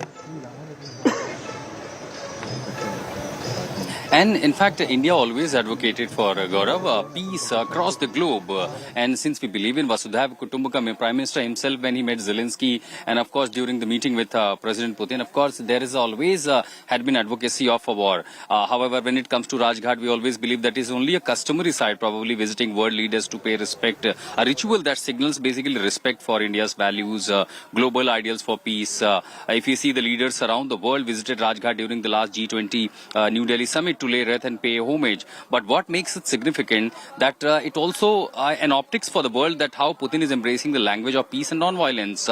When the world remain convulsed totally by conflicts, Putin's homage to Gandhi can be seen as a deliberate message that despite ongoing military engagement abroad, Russia's leaders, he recognizes the honors and global ideals of peace and moral leadership. Many probably would analyze or interpret this as a soft power move, but that's what the geopolitics is. That's how we define. There are always defining moments, and as we speak, President Putin's cavalcade reaches Rajghat. These are the live images, Gaurav, from Rajghat. President Putin's cavalcade reaches here. A diplomatic signal to the global audience that publicly paying tribute to Gandhi, Putin may be trying to soften the global perception about Russia, about him, especially in light of critiques over its action abroad. In Ukraine, particularly, the symbolizing visiting Gandhi's memorial serves as a kind of moral diplomacy, suggesting probably openness to dialogue, respect for global values, and attempt to reframe Russia-India ties under moral, cultural umbrella. So a lot of optics and a message that President Putin is giving right around. It's been just a matter of seconds. We would have the first images of President Putin arriving at Rajghat. He just cavalcade, just reach, and then he'll pay homage and tribute to Mahatma Gandhi.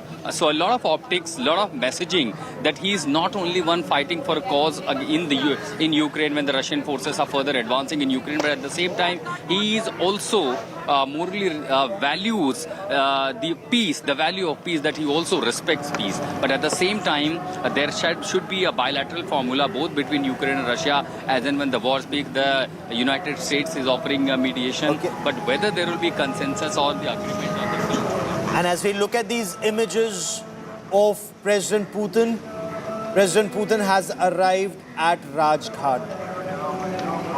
This is where he pays respect to the father of the nation, Mahatma Gandhi, whose message of peace and non-violence perhaps ever more relevant today than it ever was. And I also want to take you through what Prime Minister Narendra Modi repeatedly said after the Russia-Ukraine war. In 2022 itself, on the sidelines of the Shanghai Cooperation Organization meeting, the Prime Minister said this is not an era of war. War needs to end. Even after war, it's only through dialogue that the road to peace is found. That message was reiterated in 2023 when Prime Minister Narendra Modi visited both Moscow and subsequently Kiev, and then Moscow again when he went to Kazan for the BRICS summit. Raghupati Raghava Raja Ram Patit Pavan Sita Ram. That's the message of Mahatma Gandhi. Sita Ram, Bhaj Pyare Tu Sita Ram. President Putin now will take off his shoes as he walks around the eternal flame at Rajghat. In the past, when he visited Rajghat, he's written about the impact of Mahatma Gandhi, the importance of Mahatma Gandhi. He's presented Mahatma Gandhi's handwritten notes to Prime Minister Narendra Modi in 2015. He's spoken of the importance of Mahatma Gandhi's message of peace and non-violence. I want you to hear, this is December 4th and 5th in 2025. When there's been a constant communication, world leaders are now reaching out to India directly or indirectly, hoping India would be able to convince the Russian president to explore new ways of peace with Ukraine, because everyone knows the road to peace passes through dialogue, and India has played a role, whether by Prime Minister Narendra Modi going first to Moscow and then to Kiev, to figure out if common ground is possible. And India has repeatedly said, should both Russia and Kiev want, India is willing to do whatever is required. Initially, there were Western countries, especially some European countries, that wanted India to criticize Russia for the Ukraine war.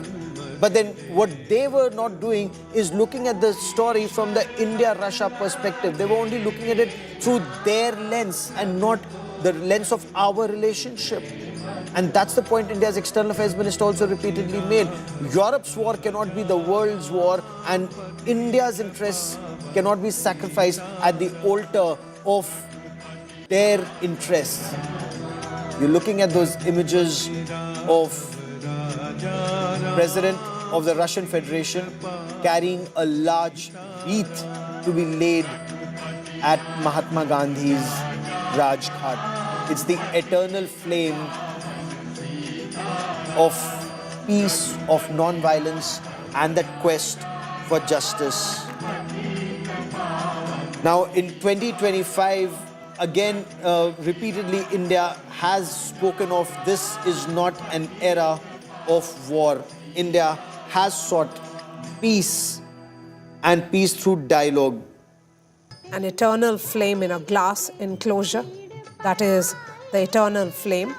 And this austere design, completed and inaugurated in 1951 by President then Rajendra Prasad. And it contrasts with ornate architecture using minimal hard materials and lush gardens to avoid Yamuna flooding. And the eternal flame, as we have been speaking about, symbolizes Mahatma Gandhi's undying legacy and his influence on peace, while the complex is an expansion to include nearby samadhis for leaders like Jawaharlal Nehru and others. Visiting dignitaries lay wreaths here as part of the protocol. President Putin is also honoring these values. And remember, Prime Minister Modi has been speaking about how this is not an era of war. And this famously resonates with the times that we are living in, the place that where President Putin is at present. He is at Rajghat. Who better symbolizes that idea of non-violence or ahimsa than Mahatma Gandhi? Indeed, that's Kirti Vardhan Singh, Minister of State External Affairs, the minister in waiting, who was accompanying President Vladimir Putin at Rajghat. Now the President of Russia writes his message. In 2002, he called Mahatma Gandhi the apostle of peace. That message that he signed in moments from now will be made public. And now it's the nuts and bolts of this relationship as he heads to Hyderabad House for his meeting with Prime Minister Narendra Modi. So first it's a one-on-one, then it's a delegation level meeting, then they have lunch together. Then is this business CEOs meeting at Bharat Mandapam. That business CEOs meeting is something that both sides will be very keen on. And in this meeting at Hyderabad House, the two leaders, it's not just an annual summit. It's not just ticking the boxes. They're doing something far more important, and the world is watching. What emerges from this dialogue today would give direction not just to the people of India and Russia, but the region and that quest for peace, Maria, that comes through strength. Yes, and this is the 23rd annual summit, President Putin's first visit since 2021, are restoring the top-level format after a long Ukrainian war hiatus, I would say, and signaling that both sides want to normalize ties despite Western pressure. By hosting Putin, India is sending a message that it is not a country which believes in camp politics. It can engage with United States, Europe, and Quad. And New Delhi also is showcasing alignment. It believes in engaging with old friends and also resetting ties with older allies. It is not abandoning Washington while ensuring that Moscow stays close. And it's for Russia and for America now to see the road ahead. They're trying to do that. The special envoys of President Donald Trump, they met the Russian president just 2 days ago in Moscow at the Kremlin. That's the time that India Today exclusive interview. As soon as he finished that meeting, he came for that interview. He did give some indication of where these talks are headed. And this is exactly why Europe would be looking at this very closely, because Europe may be feeling very left out right now, whether it's Britain or France or Germany. Many argue that these are countries that continue to egg Ukraine on. America does appear to be frustrated, according to many analysts in the West. America says it cannot end up being the endless war. President Trump anyway calls it Biden's war. Biden was the one who was pushing President Zelensky, thinking that this will weaken Russia. That was 2022. When you look at the situation in the month of December of 2025, very clearly it is not Russia that is weakened. It does appear Ukraine got the short end of the stick. And I quickly want to cut across to our colleague Pranay Upadhyay, who joins us from Hyderabad House. Pranay, this is where the nuts and bolts of this relationship, the direction for the next 30 years, is that going to be charted out now? Absolutely, Gaurav. How India and Russia are deciding the further course of India-Russia relationship, where how President Vladimir Putin and Prime Minister Modi's meeting is going to decide the next decade and the next level of this partnership, because the business and trade partnership is going to be a very pivotal and a very important factor for this relationship now onwards. As you know that after Hyderabad House meeting, both the leaders will be addressing the India-Russia Business Forum as well. Large business delegation is already in town, and how you heard President Vladimir Putin also mentioning about the fact that both countries need to expand the relationship to another level, and the trade is an important area where we need to work upon. By 2030, the economic agenda should be there, and also $100 billion bilateral trade figure need to be achieved. President Vladimir Putin also categorically mentioned these facts during India Today's exclusive interview as well. And today, at Hyderabad House, Prime Minister Narendra Modi will not only be receiving President Vladimir Putin, they will be holding a restricted bilateral talks first, and then it will be followed up by a delegation level talks. All the issues, all the agendas will be on table. Both the leaders will be endorsing and ratifying the major agreements, and all those major agreements regarding the maritime cooperation, health sector, pharma sector, agriculture sector. All these important areas of cooperation will be cemented by the MOUs after this meeting. So packed agenda. And a lot of things will be there on table for the bilateral meeting of President Vladimir Putin and President Vladimir Putin and Prime Minister Modi. So clearly, this is going to be a decisive moment, a decisive agenda. And on count of that, what is expected from this meeting? This is also a geopolitical message, Gaurav. Because President Vladimir Putin wanted to give out a message that he has friends, he has partners, and both countries are trying to give out a message that they do not want to get succumbed, or they do not want to feel the pressure being exerted by the West and the Western countries. Because as far as the India's case is concerned, Gaurav, West always wanted India to choose sides. But the strategic autonomy is the thing that India has always made it clear that we pursue our foreign policy with our own decisions, with our own interests, and with our own choices. And here, this is a big message by India, not only by the fact that Prime Minister Narendra Modi went up to Air Force Station Palam to receive President Vladimir Putin. Both the leaders drove in the same car. And here also, all the hugs and handshake are a big message, both by Russia and India. Back to you, Gaurav. And we have been speaking about how the two sides are looking at a target of $100 billion in trade by 2030. And those are the images coming in. We'll try and read what President Putin has to say in his message at Rajghat. But this is a relationship which is now shifting from... Look at the pride, Maria, they take in their language. He's written in Russian language. He's written a message in Russian. All those who say that, it's great pride, Macaulay taught us English, we should write English. English is a language that binds. Look at Russia, look at China, look at Japan, look at Korea, look at so many countries. They speak and write their own language. Does not mean they're not doing well in science and technology.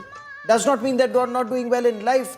And that is that civilizational change that Prime Minister Narendra Modi is trying to bring about a change. And Maria, it's not that India says don't learn English. It's also take pride in your own language. Absolutely. I mean, take pride in what you stand for.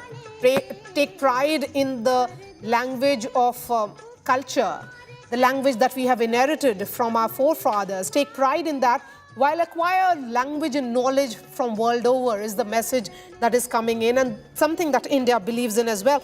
And we have been speaking about the brass tacks now. India and Russia are looking at increasing their trade to $100 billion by 2030. And the relationship will now shift from buyer-seller to co-producers. In fact, defense ties have moved from pure imports to joint research and development and production. BrahMos, Su-30 MKI licensed production. Perhaps Gaurav will be able to explain that better. And A203 rifles. This is significant because it's a structural shift that we are talking about, Gaurav, from buyer-seller equation to one of co-production. It's very interesting you should mention that. In fact, President Putin himself mentioned that in that conversation with Anjana Kashyap and Geeta Mohan in their exclusive interview to India Today, where he spoke of the Kalashnikovs that are being made now in India, the AK-203s. He spoke of the fighter jets, the Su-30 upgrades. India has been manufacturing Su-30s under license for quite some time. That's now like the backbone of the Indian Air Force, gradually 220 plus Su-30 MKIs with the engines that come from Russia. Now the effort is to upgrade them, take them to the next level.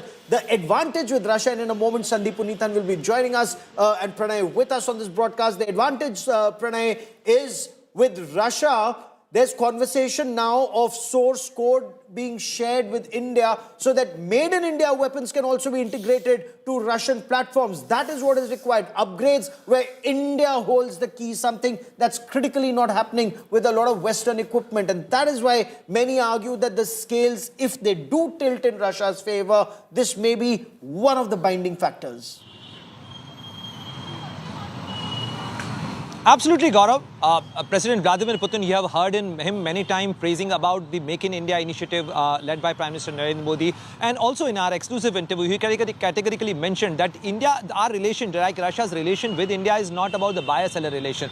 That is about the joint production, co-research, co-development. And we have seen the fruits of this initiative and this partnership. We have seen that how BrahMos is now not only being jointly produced by India and Russia's partnership, but also being exported to third countries. We have recently, sold the batteries of BrahMos missile to Philippines, and Indonesia is also in talks with India's Ministry of Defense for the purchase of the BrahMos missile batteries. So clearly, India-Russia partnership is beyond the buyer-seller relationship. This is much beyond and much bigger than that. This is the bigger message Russia want to give out with this meeting, with this messaging as well. And look, there is a complementarity in this relationship because besides defense and oil and trade and and the other strategic sectors, there is another human-to-human or like the people-to-people contact area about the employment generation, the very important area which will be which will be cemented after the talks of this Hyderabad House today between Prime Minister Modi and President Vladimir Putin, will be the labor migration agreement, and that is going to be a game changer because Russia, has a huge geographical area, but like fewer population, and they need the talent, they need manpower resource. India has emerged as a major manpower sourcing place for the global community, and now Russia also wants Indian professionals. Pranay, before Maria takes the next question, how does one ensure that manpower is not diverted for military use? Yes, Russia needs manpower. Yes, Israel needs manpower. The world over where there's conflict, for reconstruction, manpower is required. Both skilled, semi-skilled and unskilled. For agriculture, manpower is required. But how does one ensure that they're not diverted for war?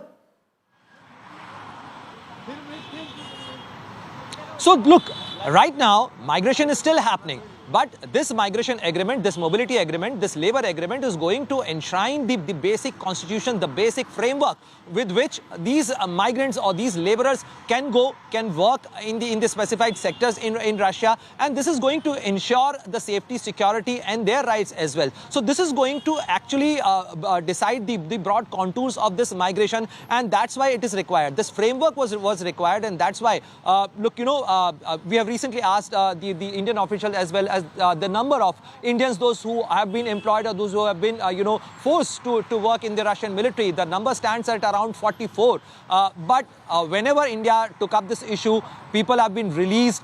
So to formalize that migration, that people are not illegally or illegitimately diverted to the high-risk jobs or even the military services, but they stick to those protocols enshrined by this, this framework. And also, they can work in specified sectors. Look, Russia needs manpower. Russia needs a trained manpower, skilled manpower, a semi-skilled manpower. They need Indian professionals as well.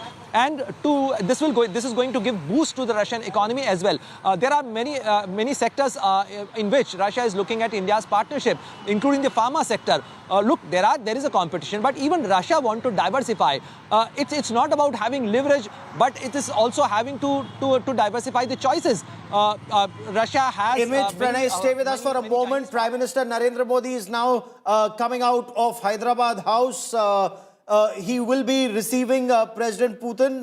We'll just switch over to that other image that's coming from Hyderabad House in a moment. That's the image of Prime Minister Narendra Modi. He was inside the Hyderabad House waiting for the presidential cavalcade to arrive. The protocol vehicle carrying journalists, that's come in. They will quickly be taken through another entry to the main room where the meeting is taking place, whether it's happening in the Deccan Suite or in the delegation level talks. But right now in the corridor, there will be a photo opportunity once again. One photo opportunity right here in the forecourt of the historic Hyderabad House.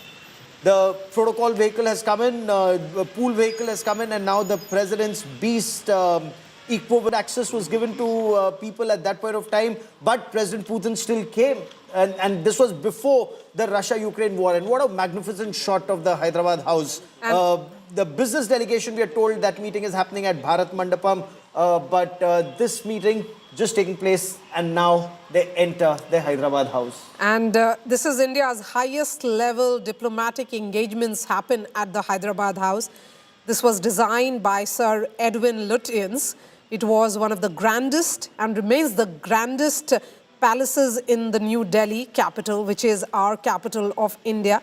And after independence, Hyderabad House passed into Government of India's control. And from the 1970s, what we have seen is that it came under the Ministry of External Affairs as a dedicated venue for state banquets, bilateral talks and joint press statements with visiting heads of state and government.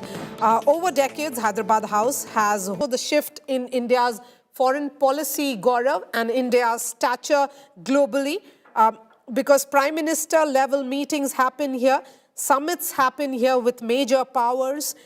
He will not let that happen. He will not come under pressure. So when world leaders who've been there for a long time, quarter of a century, President Putin has been at the helm of affairs for the past 25 years. Pranay, shape in 2025, long enough for a world leader to understand each other, to know each other. And Pranay, President Putin is absolutely right. Prime Minister Modi will not come under pressure. Absolutely, Gaurav, and there is no point for India succumbing to any pressure for that matter. You know, world might be expecting many things from India, but India will have its own sovereign choices, the independence of our foreign policy and our strategic autonomy. And this is a big message. Look, West exerted a lot of pressure on India.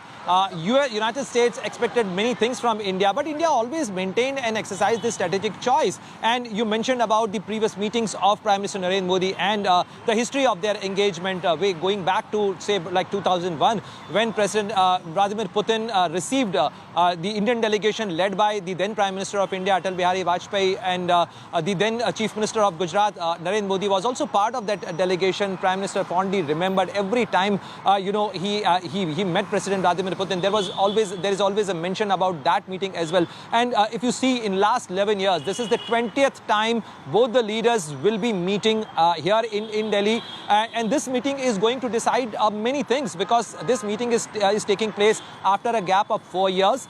This meeting is taking at a time when Russia-Ukraine war is still there, and if there is going to be any peace solution, this meeting is going to play a very important role. Gaurav, I must say this because, you know, Prime Minister Narendra Modi is the only global leader who has engaged with both Russia and Ukraine. The leader who has, categorically told President Vladimir Putin in Samarkand that this is not an era of war. Look, there is a messaging in everything. He gifted President Vladimir Putin Srimad Bhagavad Gita in Russian language. Clear message that in Dharmakshetra, Kurukshetra, in the battlefield, how are you going to decide the further course? How you decide the righteousness, the justness of your deeds and your work?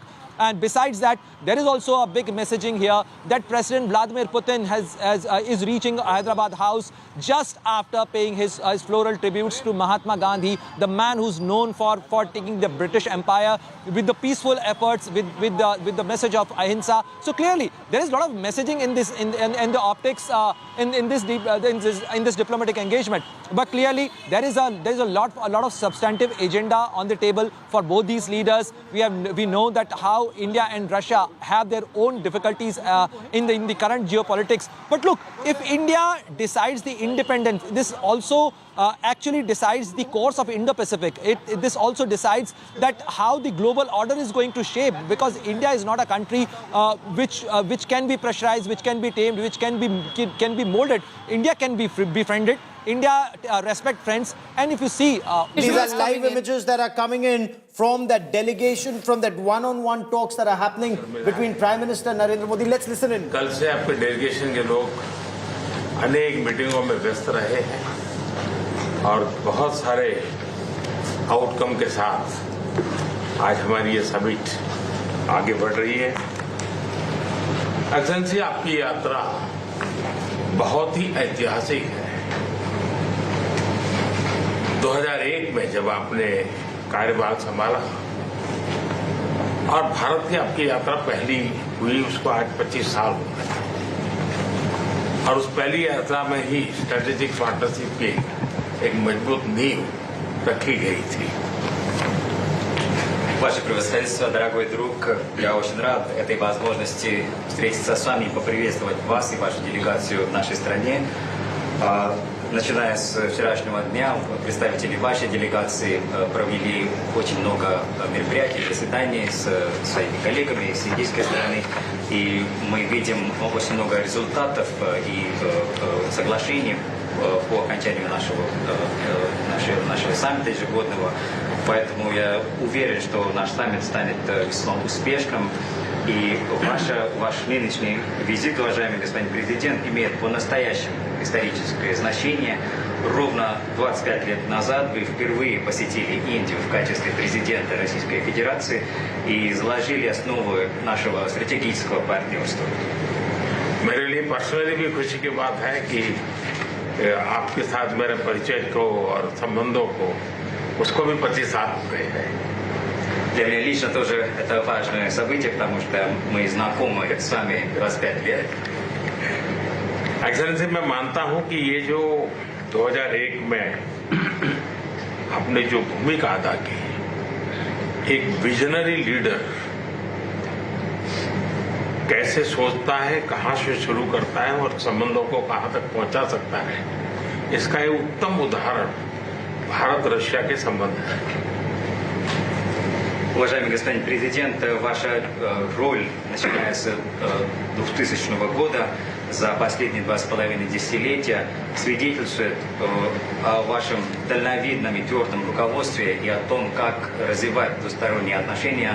И это хороший пример для других отношений, как индийско-российские отношения развиваются. Excellency, Ukraine के संकट के बाद हमारी लगातार चर्चा होती रही है। आपने भी समय समय पर एक सच्चे मित्र के रूप में हमें सभी चीजों से अवगत कराया है। मैं समझता हूं कि विश्वास बहुत बड़ी ताकत है और आपको मैंने अनेक बार इस विषय की चर्चा भी की है और विश्व समक्ष भी मैंने रखा है। विश्व का कल्याण शांति के मार्ग पर ही है। हम सबको मिलकर के शांति के रास्ते तलाशने चाहिए और पिछले दिनों जो प्रयास चल रहे हैं, मुझे पूरा विश्वास है कि विश्व फिर से एक बार शांति की दिशा में लौटेगा। Уважаемый господин президент, мы регулярно обмениваемся мнениями по поводу Украины. Вы, как истинный друг, рассказываете мне о том, что происходит в этом направлении. Это свидетельствует о глубоком доверии между нашими странами. Это и есть сила, настоящая сила наших отношений. Мы видим, мир переживает очень много перемен, но мы последовательно поддерживаем позиции установления мира, скорейшего установления мира, и поддерживаем все усилия недавние в этом направлении. И мы должны все работать сообща для того, чтобы работать в этом направлении для установления мира. И я полностью уверен, что мир пойдет вновь на этом пути. एक्सेलेंसी, पिछले दिनों विश्व समुदाय के सभी नेताओं से जब भी मेरी बात हुई है और उन्होंने जब विस्तार से मेरी चर्चा की, मैंने हमेशा कहा है कि भारत न्यूट्रल नहीं है, भारत का पक्ष है और वो पक्ष शांति का है। हम शांति के हर प्रयासों का समर्थन करते हैं और हम शांति के हर प्रयासों के साथ कंधे से कंधा मिला करके खड़े हैं।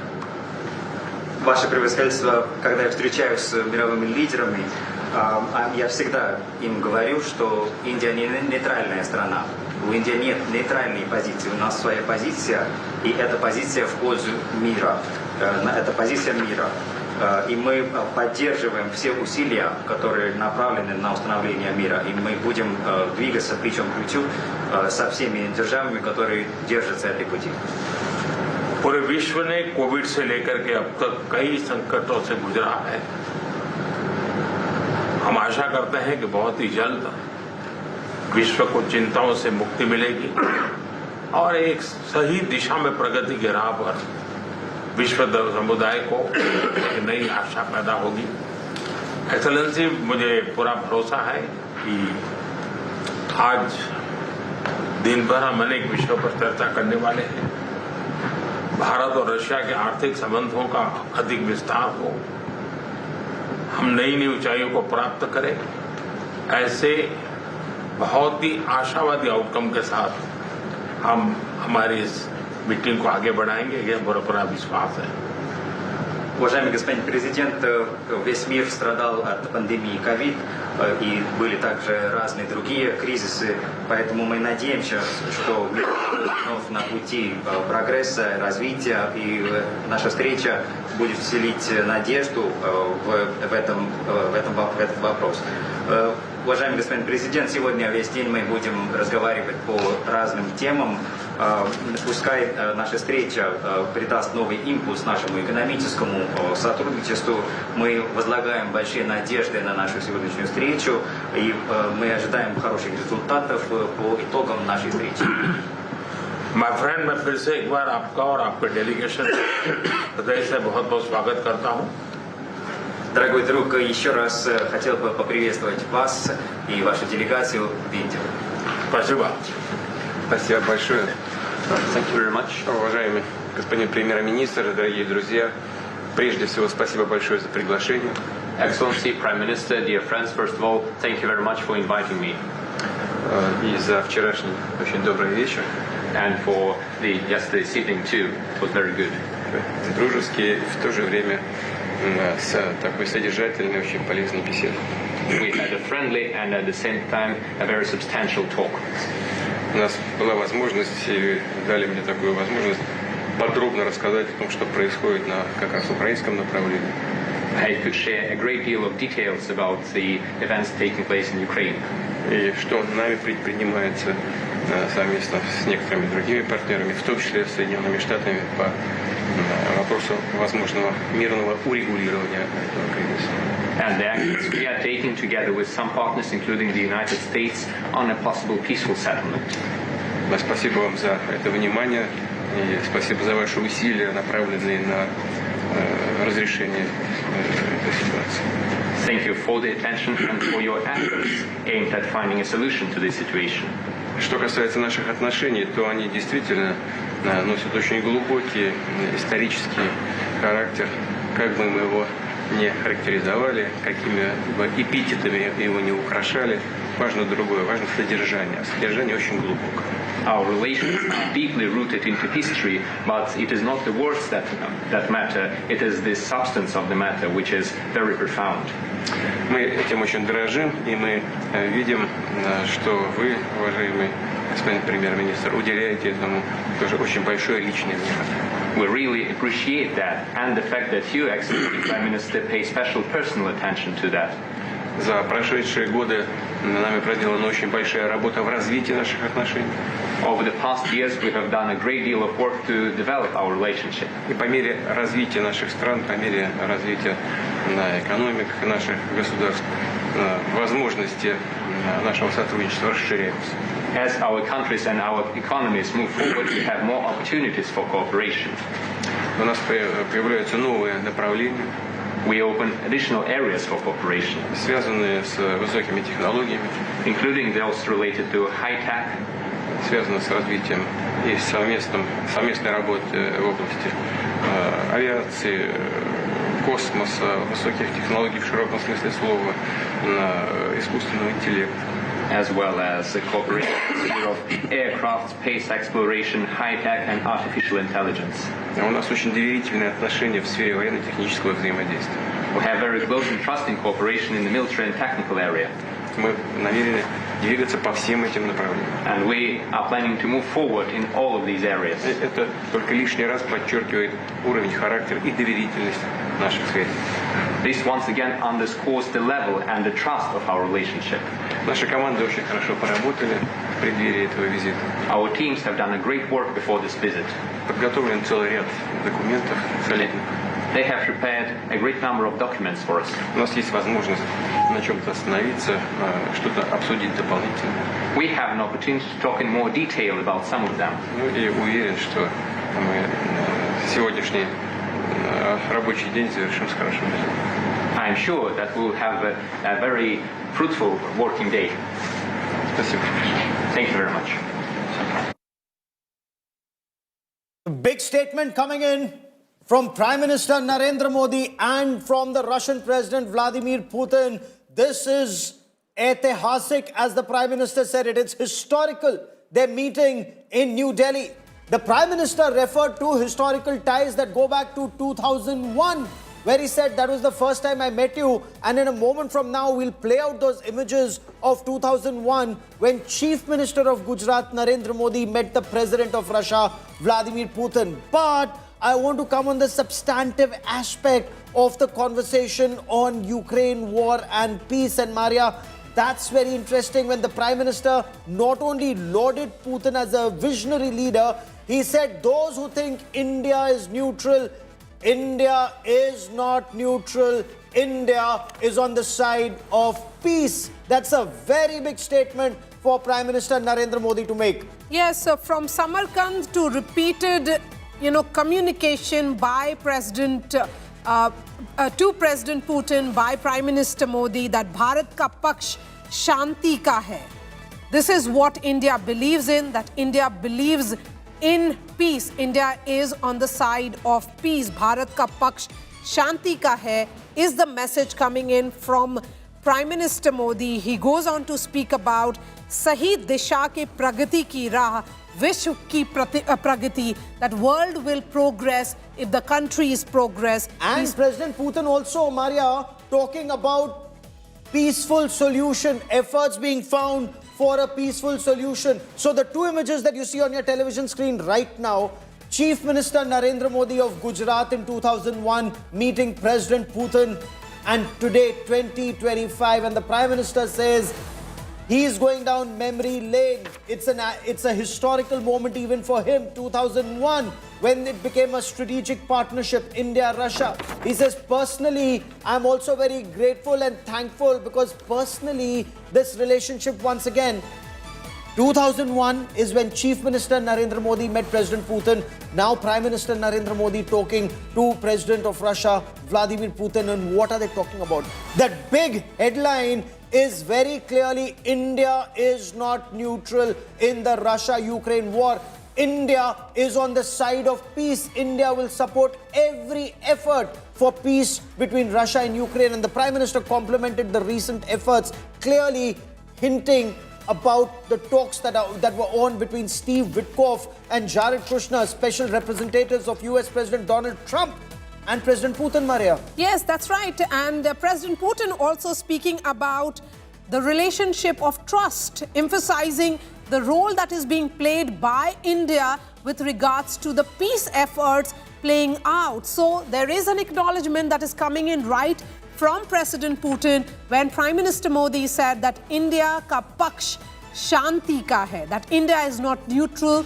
India believes in peace, that this is not an era of war, something that Prime Minister Modi spoke about in Samarkand. Let me bring in Shivani and Pranay on this. Pranay, Prime Minister Modi reiterating what he said in Samarkand, something that became part of the G20 document, something that has been part of multiple summits, that India is on the side of peace. This is not an era of war. Absolutely, Maria, and this is not for the first time Prime Minister Modi has said this. He has reiterated what he said during his Samarkand meeting with President Vladimir Putin. And also, this is a bigger message to the world that those who say that India must take sides, India must choose sides. Look, India's side is already clear that India is on the side of peace. For every peace effort, for the global peace, India supports. This is the bigger message by Prime Minister Narendra Modi. And also, if you see, this is a bigger message to the world also, that it is the India who always maintained, Prime Minister Narendra Modi, who always maintained that, India is on the side of peace. And in fact, we always maintained that the solution to Russia-Ukraine conflict can only be drawn out on the table of negotiation.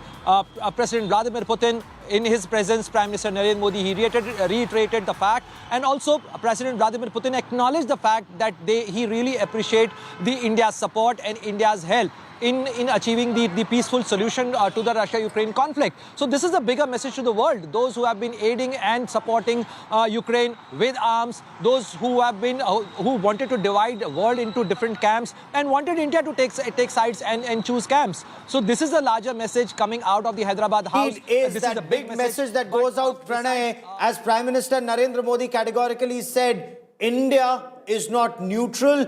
India is on the side of peace. And peace through dialogue, Shivani, has been India's constant effort. That unless Russia and Ukraine talk to each other. So what is Europe doing? Europe is arming Ukraine with longer range missiles. Is that the road to peace? And the Prime Minister very clearly says peace, that peace efforts, dialogue that's happening, recent efforts indicating that talks when Jared Kushner and Steve Witkoff were in Moscow, perhaps that's the road to peace now. Certainly, Gaurav, see, India always stands by the side of peace, and that's what has been reiterated by Prime Minister Narendra Modi when he's meeting the counterpart from Russia, the Russian president. And remember, since 2022, when the Russia-Ukraine war had started, Prime Minister Narendra Modi and Russian president have held several phone conversations along with the personal meetings, and every time the solution of this war was the agenda, especially from Indian side.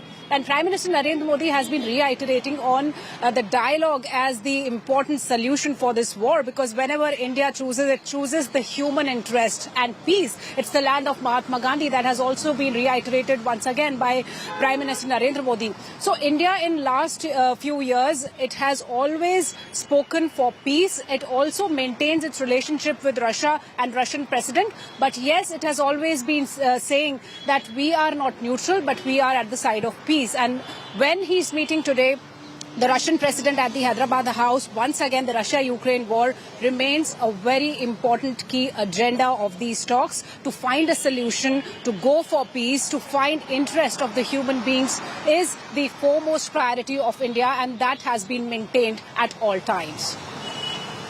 Putin also acknowledging that he has shared Ukraine peace settlement details with India, that role of India is crucial here. And I'm going to use the words that Prime Minister Modi has used. He said, Bharat ka paksh shanti ka hai. Sandeep Unithan, something that he said in Samarkand, something that he reiterated today, and has also been part of the leaders' declaration of G20. Well, Maria, India's role in the Russia-Ukraine war from the very beginning, from 2022, has been very consistent. India has always been on the path of, has emphasized the path of dialogue, diplomacy, and de-escalation. And this has come out several times over the last couple of years. Prime Minister Modi, of course, very famously said a few years back, where now is not the time for war. And now he is actually he's emphasized India's role in peacemaking, in ensuring that there is an amicable peace settlement in Europe between Russia and Ukraine, and the fact that the fighting should not go on. He has emphasized, he's called out the need for peace repeatedly, and this has been our path. We've been very consistent, and India is a country that has both good relations with both the Russian Federation and Ukraine. And Prime Minister Modi has traveled to both countries. He has actually given aid, humanitarian aid, to both sides, both Russia and to Ukraine, to emphasize the need that they need to stop the fighting and come to an amicable settlement. And the fact is that today, most of the major powers are in favor of an amicable settlement to the Russia-Ukraine war. It's the longest war of the 21st century. But there are some powers in Europe who don't want the fighting to end.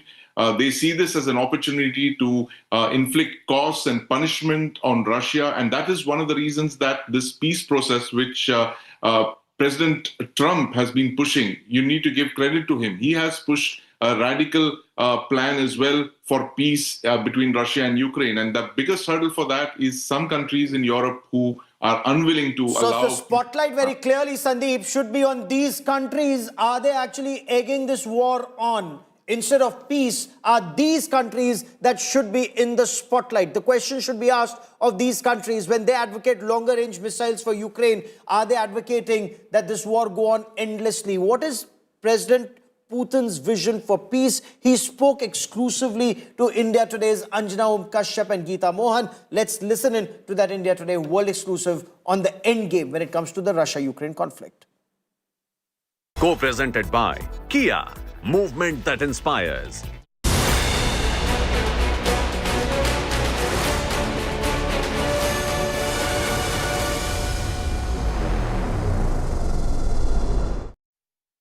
Now we'll go on to a very serious matter, and that is the Russia-Ukraine war. So what, in your view, would constitute a victory for Russia in the Russia-Ukraine war? What are the red lines? Because you have, and I quote you, you have said very clearly that Russia will lay down arms only if Kyiv's troops withdraw from territory claimed by Russia. Which parts would that be? You know, it's not about victory, like you have said. The point is that Russia is determined, and will certainly do so, to protect its interests, protect its people living there, protect our traditional values, Russian language, and so on. Protection by the way of religion that has been cultivated on these lands for centuries. Yet you know that the Russian Orthodox Church in Ukraine is almost banned. They seize churches, drive people out of temples, and so on. It is a problem. And I'm not even mentioning the ban on the Russian language and so on. It is all part of a big set of issues. Let me remind you, we were not the ones to start this war. The West egged Ukraine on and supported the events orchestrating a coup d'etat.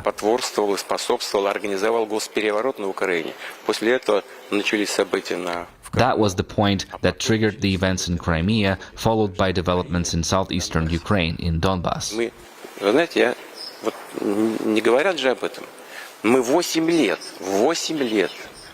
They don't even mention it. We've tried to resolve these issues peacefully for 8 years, signed the Minsk agreements, hoping that they could be resolved through peaceful means.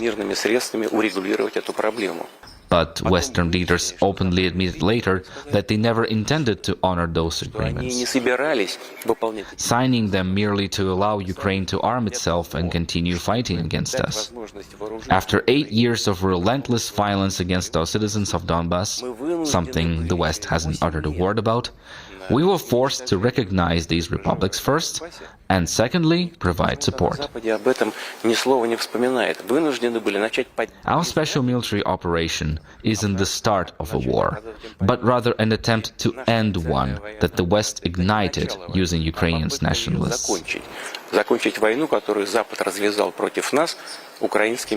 That's what is really happening right now. That's the crux of the problem. We will finish it when we achieve the goals set at the beginning of the special military operation, when we free these territories. That's all. So what is that goal? What is the end game for Vladimir Putin in Ukraine? I have said that already. Listen, we didn't recognize these self-proclaimed republics for 8 years. 8 years. They declared independence while we were trying to establish relations between the rest of Ukraine and those republics. But when we realized this was impossible, that they were simply being destroyed, we had no choice but to recognize them. And not just their existence on part of the territory, but within administrative boundaries established during Soviet times, then later under independent Ukraine after its independence, still within those administrative borders. And right away we told Ukraine, the Ukrainian troops, people don't want to live with you anymore. They voted in a referendum for independence. Withdraw your troops from there, and there won't be any military actions. No, they chose to fight instead. Now they have pretty much fought themselves into a corner. All this boils down to one thing. Either we take back these territories by force, or eventually Ukrainian troops withdraw and stop killing people there. And the entire world press is quoting parts of that interview which was given to India Today. Rajghat, interviewed by Anjana and Geeta Mohan. They have picked up several parts of that interview. Remember, President Putin is a man of few words. He doesn't speak much, but when he chooses an Indian network, it is India Today. And he's very clear in his mind what started this, where it is, and how it ends. Now the ball is in Europe's court or in Ukraine's court. Do they want to fight endlessly for the Donetsk and Luhansk region, for the Donbass region that they didn't recognize, that Russia didn't recognize for 8 long years? He's given out that roadmap. He says, you brought yourself into this situation, now you pull yourself out. Words to that effect in their exclusive interview with India Today. what's the road ahead? Because on India Today, we're looking at solutions and the road ahead. Let's hear Prime Minister Narendra Modi and the Russian President. I'll bring in my colleagues for more on this big story, but let's listen in to Prime Minister Narendra Modi. Excellency, मेरे परम मित्र, मेरे लिए खुशी की बात है कि मुझे फिर से एक बार भारत में आपका स्वागत करने का अवसर मिला है। कल से आपके डेलीगेशन के लोग अनेक मीटिंगों में व्यस्त रहे हैं और बहुत सारे आउटकम के साथ आज हमारी ये समिट आगे बढ़ रही है। एक्सेलेंसी, आपकी यात्रा बहुत ही ऐतिहासिक है। 2001 में जब आपने कार्यभार संभाला और भारत की आपकी यात्रा पहली हुई, उसको आज 25 साल हो गए और उस पहली यात्रा में ही स्ट्रेटेजिक पार्टनरशिप की एक मजबूत नींव रखी गई थी। मेरे लिए पर्सनली भी खुशी की बात है कि आपके साथ मेरे परिचय को और संबंधों को उसको भी 25 साल हो गए हैं। एक्सेलेंसी, मैं मानता हूं कि ये जो 2001 में आपने जो भूमिका अदा की, एक विजनरी लीडर कैसे सोचता है, कहां से शुरू करता है और संबंधों को कहां तक पहुंचा सकता है, इसका एक उत्तम उदाहरण भारत रशिया के संबंध है। एक्सेलेंसी, यूक्रेन के संकट के बाद हमारी लगातार चर्चा होती रही है। आपने भी समय समय पर एक सच्चे मित्र के रूप में हमें सभी चीजों से अवगत कराया है। मैं समझता हूं कि विश्वास बहुत बड़ी ताकत है और आपको मैंने अनेक बार इस विषय की चर्चा भी की है और विश्व समक्ष भी मैंने रखा है। इस विश्व का कल्याण शांति के मार्ग पर ही है। हम सबको मिलकर के शांति के रास्ते तलाशने चाहिए और पिछले दिनों जो प्रयास चल रहे हैं, मुझे पूरा विश्वास है कि विश्व फिर से एक बार शांति की दिशा में लौटेगा। एक्सेलेंसी, पिछले दिनों विश्व समुदाय के सभी नेताओं से जब भी मेरी बात हुई है और उन्होंने जब विस्तार से मेरे चर्चा की, मैंने हमेशा कहा है कि भारत न्यूट्रल नहीं है, भारत का पक्ष है और वो पक्ष शांति का है। हम शांति के हर प्रयासों का समर्थन करते हैं और हम शांति के हर प्रयासों के साथ कंधे से कंधा मिलाकर के खड़े हैं। पूरे विश्व ने कोविड से लेकर के अब तक कई संकटों से गुजरा है। हम आशा करते हैं कि बहुत ही जल्द विश्व को चिंताओं से मुक्ति मिलेगी और एक सही दिशा में प्रगति के राह पर विश्व समुदाय को एक नई आशा पैदा होगी। एक्सेलेंसी, मुझे पूरा भरोसा है कि आज दिन भर हम अनेक विषयों पर चर्चा करने वाले हैं। भारत और रशिया के आर्थिक संबंधों का अधिक विस्तार हो, हम नई नई ऊंचाइयों को प्राप्त करें, ऐसे बहुत ही आशावादी आउटकम के साथ हम हमारी इस मीटिंग को आगे बढ़ाएंगे, यह बड़ा विश्वास है। माय फ्रेंड, मैं फिर से एक बार आपका और आपके डेलीगेशन हृदय से बहुत बहुत स्वागत करता हूं। That's a big statement from Prime Minister Narendra Modi. Bharat neutral nahi hai. India is not neutral. India is on the side of peace. And this is a perfect response to all those countries, United Kingdom, France, Germany, other countries in Europe, United States of America. Now they need to respond. Are they going to egg this war on, as President Putin says, or are they also on the side of peace through dialogue and not longer-range missiles and more weapons of war, Sandeep, that are being given to Ukraine to carry this war on? Because if both sides want, the war can stop instantly, and whatever is the solution can be found through dialogue, but the war has to stop. Those weapons have to stop firing, Sandeep. Absolutely, Gaurav, and we've seen multiple drafts of those peace proposals that have been, issued both by the Russian side and, of course, by the Americans, where they've called they've given iron cast guarantees on the end of fighting, premised on several deliverables on the ground, and Russia has agreed to most of those, but many of those are not acceptable to the Europeans, who are now the major funders of Ukraine in this war. And as you mentioned, they are the ones who are delivering long-range weaponry, ammunition to Ukraine, in the hope that to prolong this war, exhaust Russia. They believe there is a victory in sight at some distant point in the future, 2026, possibly 2027. This war will continue, and the longer it continues, Gaurav, the more destruction will be wrought on the ground.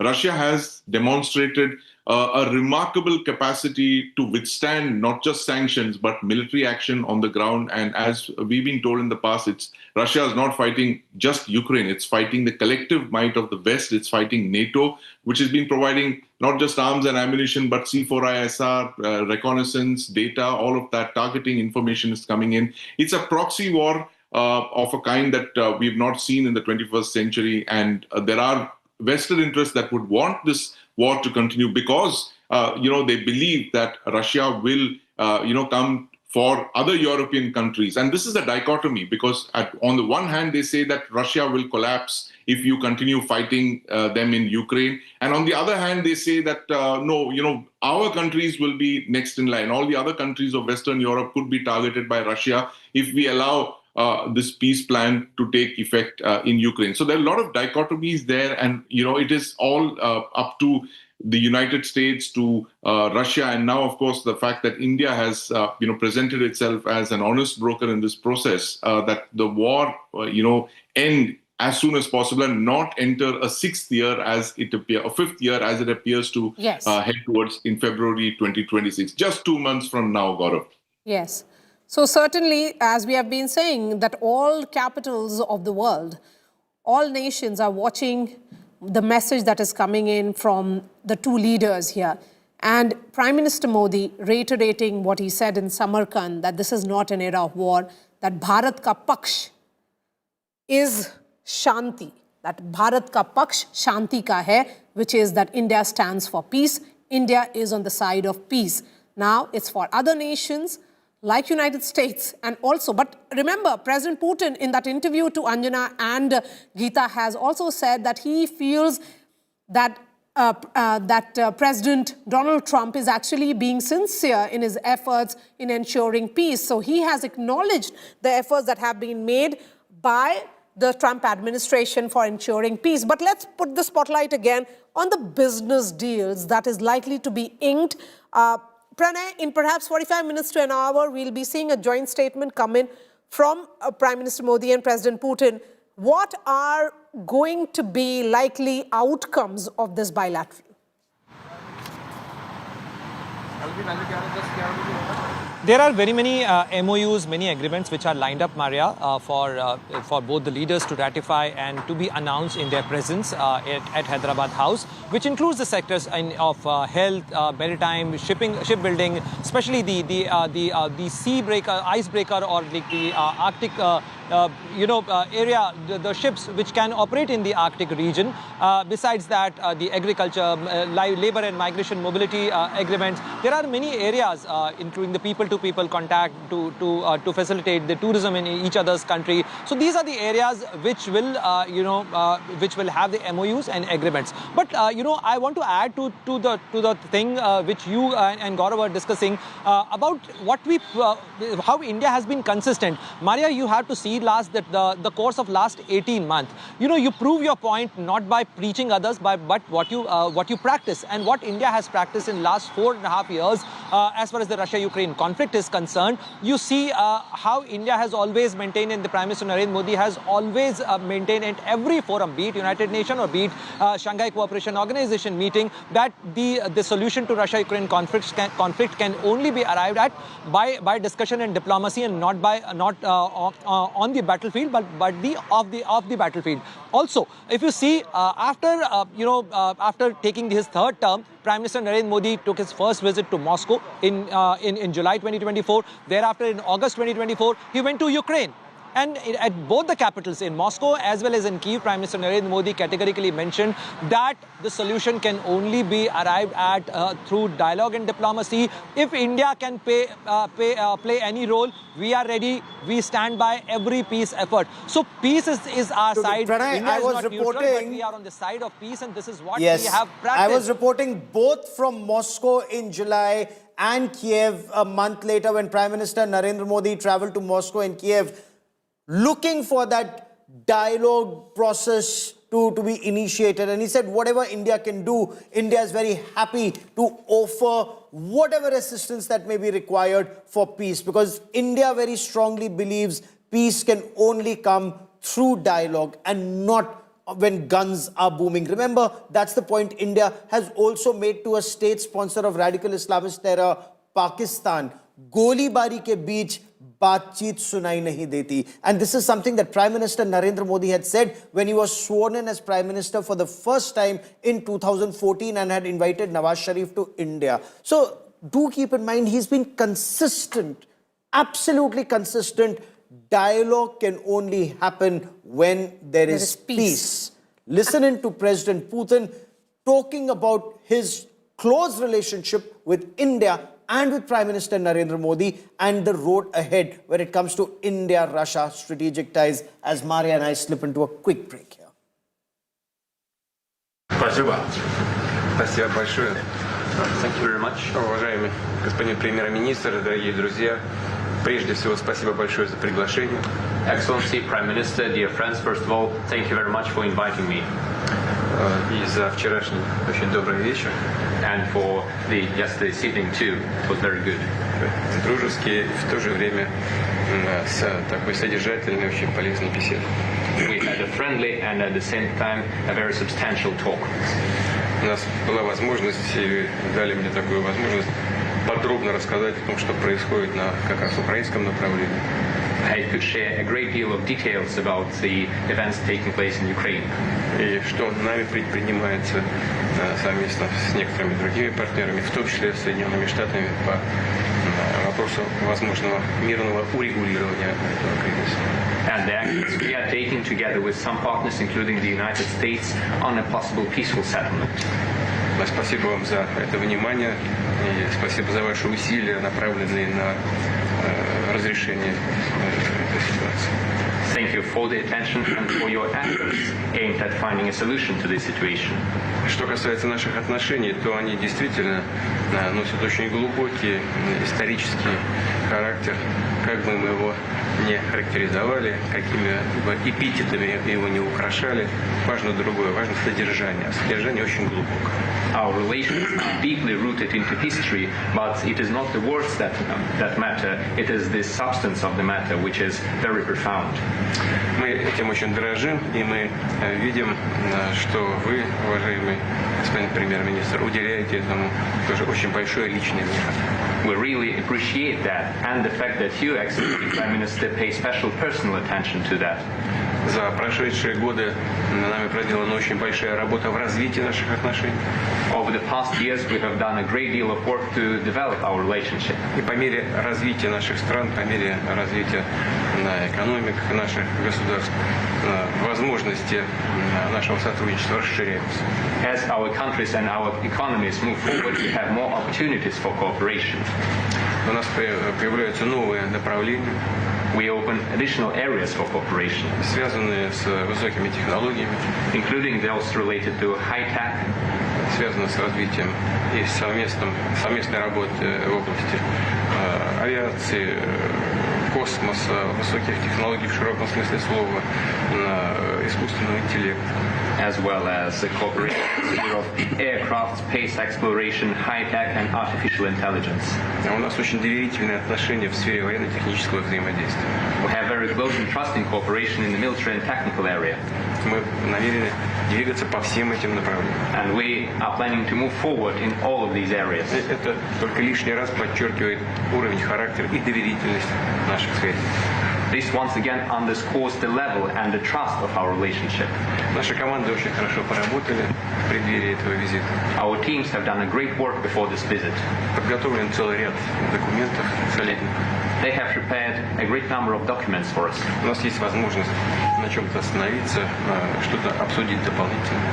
We have an opportunity to talk in more detail about some of them. Ну и уверен, что мы сегодняшний рабочий день завершим с хорошим результатом. I'm sure that we'll have a very fruitful working day. Спасибо. Thank you very much.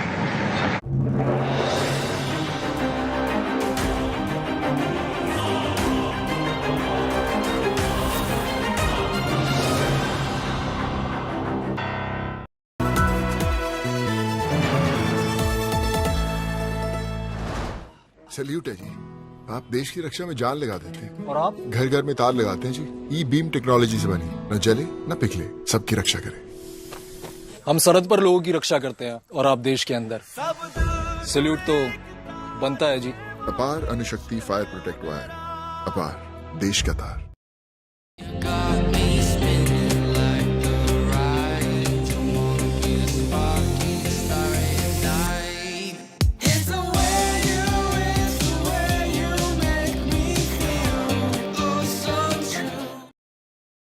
India Today, making sense of India.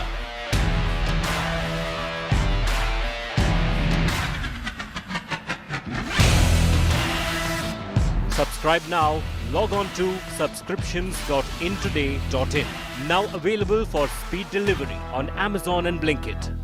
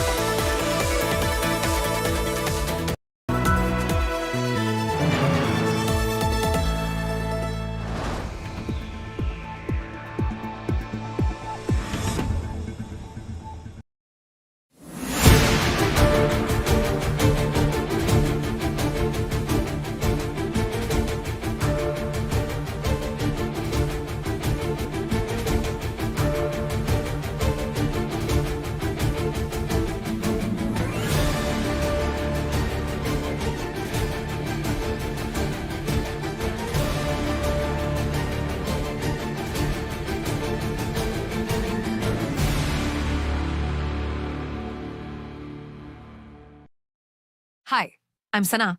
Here's your weather update. Delhi maximum 23 and minimum 8 degrees. Mumbai maximum 29 and minimum 24 degrees. Kolkata maximum 28 and minimum 16 degrees. Bengaluru maximum 24 and minimum 17 degrees. Chennai maximum 27 and minimum 24 degrees. Hyderabad maximum 27 and minimum 18 degrees.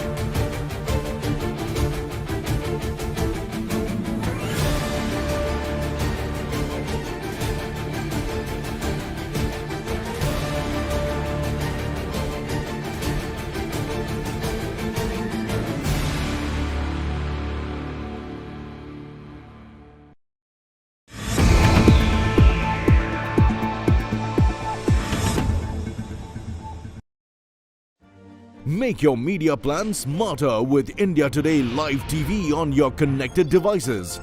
Amplify your brand with 100 million smart internet viewers. To advertise, mail us at sales@aajtak.com.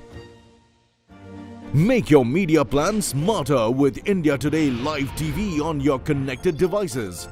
Amplify your brand with 100 million smart internet viewers. To advertise, mail us at sales@aajtak.com.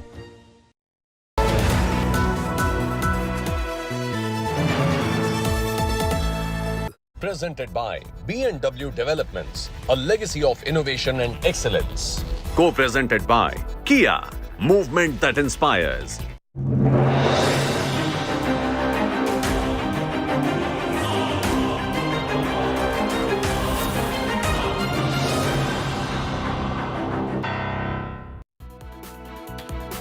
Hello and welcome to an India Today special broadcast. I'm Gaurav Sawant. Big statement made by Prime Minister Narendra Modi at the bilateral summit with Russian President Vladimir Putin in New Delhi. The Prime Minister said, India is not neutral.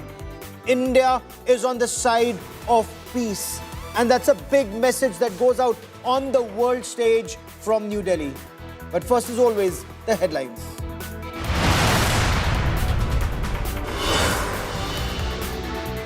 Prime Minister Narendra Modi and Russian President Vladimir Putin bilateral talks kickstart at Hyderabad House in Delhi. Defense, trade, shipping, labor, healthcare on the cards.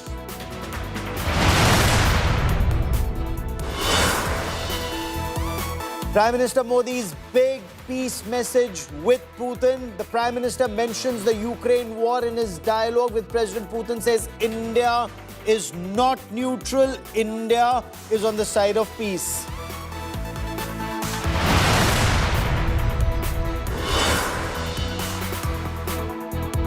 Russian President Vladimir Putin receives a Tri-Services Guard of Honor at the Rashtrapati Bhavan. President Droupadi Murmu and Prime Minister Narendra Modi welcomed the President of the Russian Federation at the forecourt of the Rashtrapati Bhavan.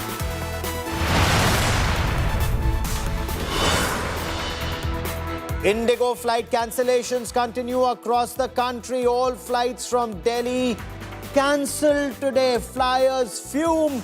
Indigo apologizes for the disruptions.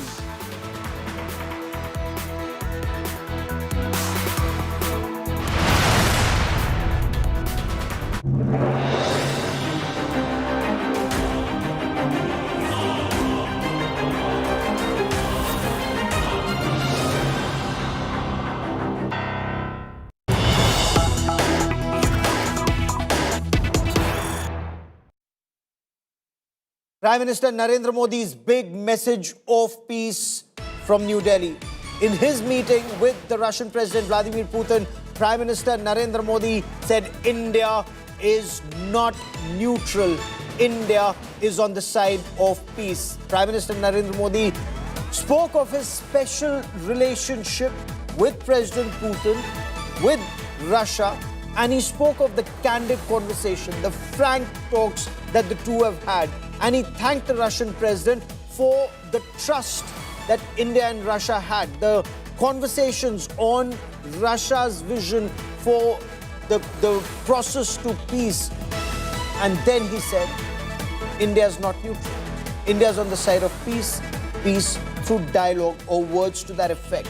The Russian president, in his when he spoke, he also spoke of the effort to find a peaceful solution. President Putin said working on a peaceful settlement. Both mentioned about the recent efforts, indicating the dialogue that took place in Moscow with President Trump's special envoys, Steve Witkoff and Jared Kushner in Moscow. 5-hour-long dialogue that took place there. In fact, in their exclusive conversation with India Today's Geeta Mohan and Anjana Om Kashyap, President Putin did indicate that 5 hours was a long period for that dialogue. But what is his vision for peace? We'll tell you about what he said. But before that, listen in to Prime Minister Narendra Modi. Excellency, मेरे परम मित्र, मेरे लिए खुशी की बात है कि मुझे फिर से एक बार भारत में आपका स्वागत करने का अवसर मिला है। कल से आपके डेलीगेशन के लोग अनेक मीटिंगों में व्यस्त रहे हैं और बहुत सारे आउटकम के साथ आज हमारी ये समिट आगे बढ़ रही है। एक्सेलेंसी, आपकी यात्रा बहुत ही ऐतिहासिक है। 2001 में जब आपने कार्यभार संभाला और भारत की आपकी यात्रा पहली हुई, उसको आज 25 साल हो गए और उस पहली यात्रा में ही स्ट्रेटेजिक पार्टनरशिप की एक मजबूत नींव रखी गई थी। मेरे लिए पर्सनली भी खुशी की बात है कि आपके साथ मेरे परिचय को और संबंधों को उसको भी 25 साल हो गए हैं। एक्सेलेंसी, मैं मानता हूं कि ये जो 2001 में आपने जो भूमिका अदा की, एक विजनरी लीडर कैसे सोचता है, कहां से शुरू करता है और संबंधों को कहां तक पहुंचा सकता है, इसका एक उत्तम उदाहरण भारत रशिया के संबंध है। एक्सेलेंसी, यूक्रेन के संकट के बाद हमारी लगातार चर्चा होती रही है।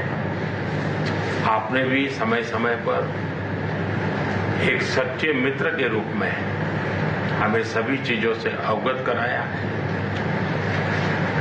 मैं समझता हूं कि विश्वास बहुत बड़ी ताकत है और आपको मैंने अनेक बार इस विषय की चर्चा भी की है और विश्व समक्ष भी मैंने रखा है।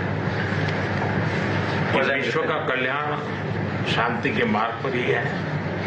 हम सबको मिलकर के शांति के रास्ते तलाशने चाहिए और पिछले दिनों जो प्रयास चल रहे हैं, मुझे पूरा विश्वास है कि विश्व फिर से एक बार शांति की दिशा में लौटेगा। एक्सेलेंसी, पिछले दिनों विश्व समुदाय के सभी नेताओं से जब भी मेरी बात हुई है और उन्होंने जब विस्तार से मेरी चर्चा की, मैंने हमेशा कहा है कि भारत न्यूट्रल नहीं है, भारत का पक्ष है और वो पक्ष शांति का है।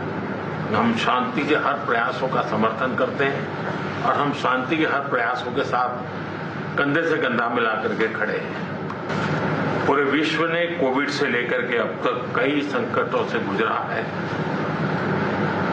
हम आशा करते हैं कि बहुत ही जल्द विश्व को चिंताओं से मुक्ति मिलेगी और एक सही दिशा में प्रगति के राह पर विश्व समुदाय को एक नई आशा पैदा होगी।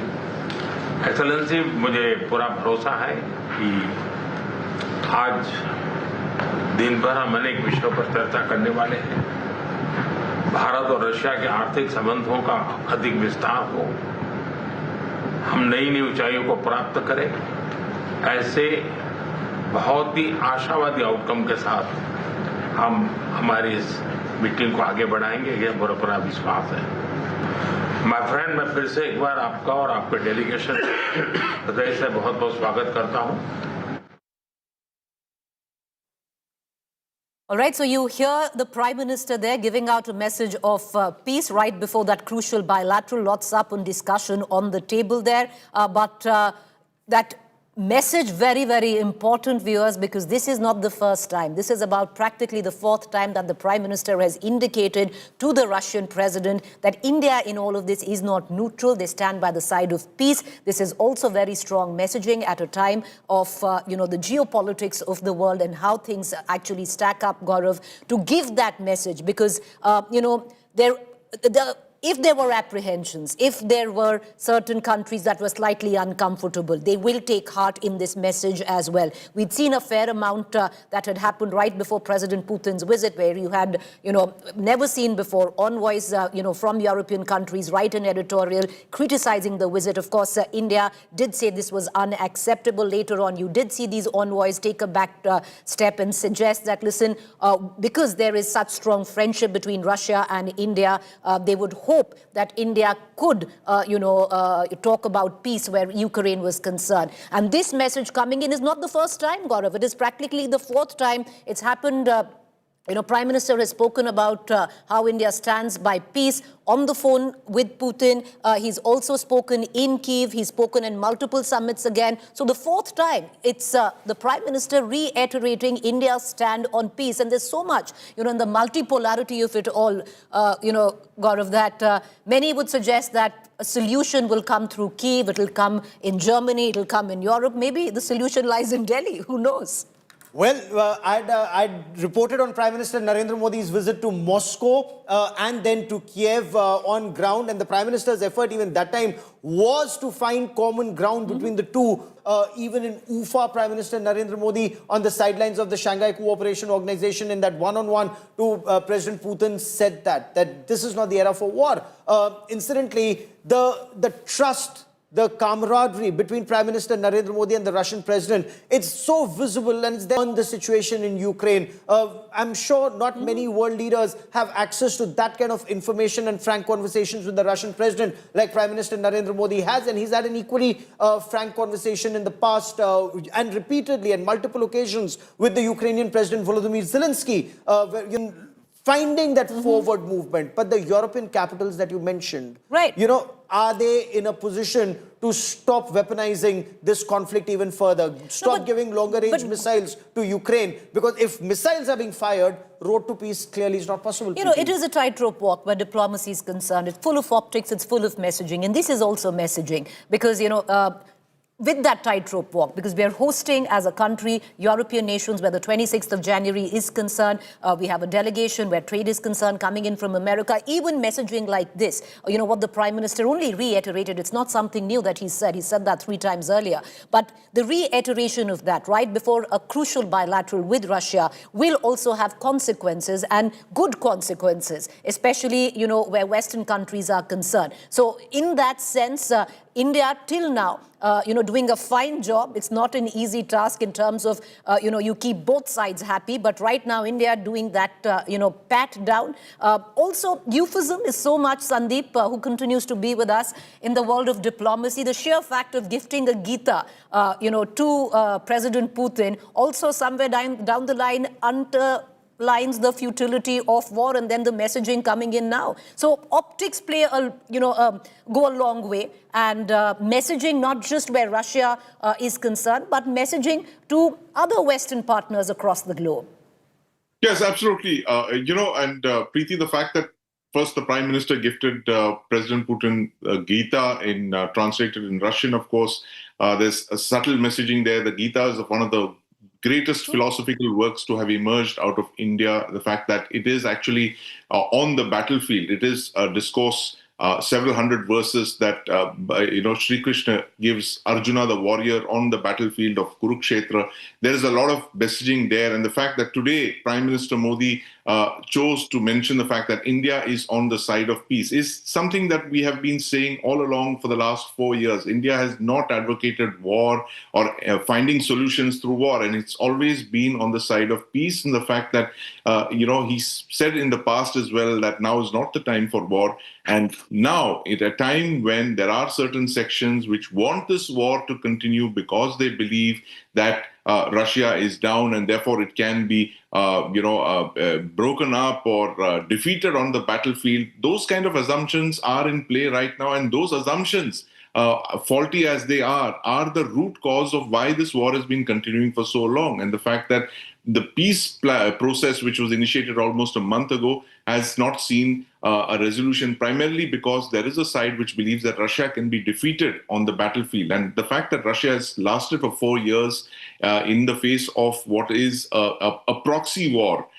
is evidence to suggest that, this war cannot be won on the battlefield. The fact is that there has to be a and peace Sandeep, process. not just lasted, but also dominated, Yes. and that's, practically what is playing out. But there are multiple layers to diplomacy. And as we were, we were speaking and as Gaurav and you and I were discussing, the sheer fact of optics, of, gifting the Gita, euphemism there, the futility of war, then Gita giving out... actually is, Preeti, the responsible fighting of war. Also the futility of it. Ultimately, it ends with the admittance of futility. A war that has to be fought. Arjun wanted to run away from battlefield. Yogeshwar Sri Krishna tells Arjun that he must stay and fight. But the ultimate message, Gaurav, also is in the Gita. I don't know how. Okay, what I take off, I think to fight. I think Gita speaks differently to.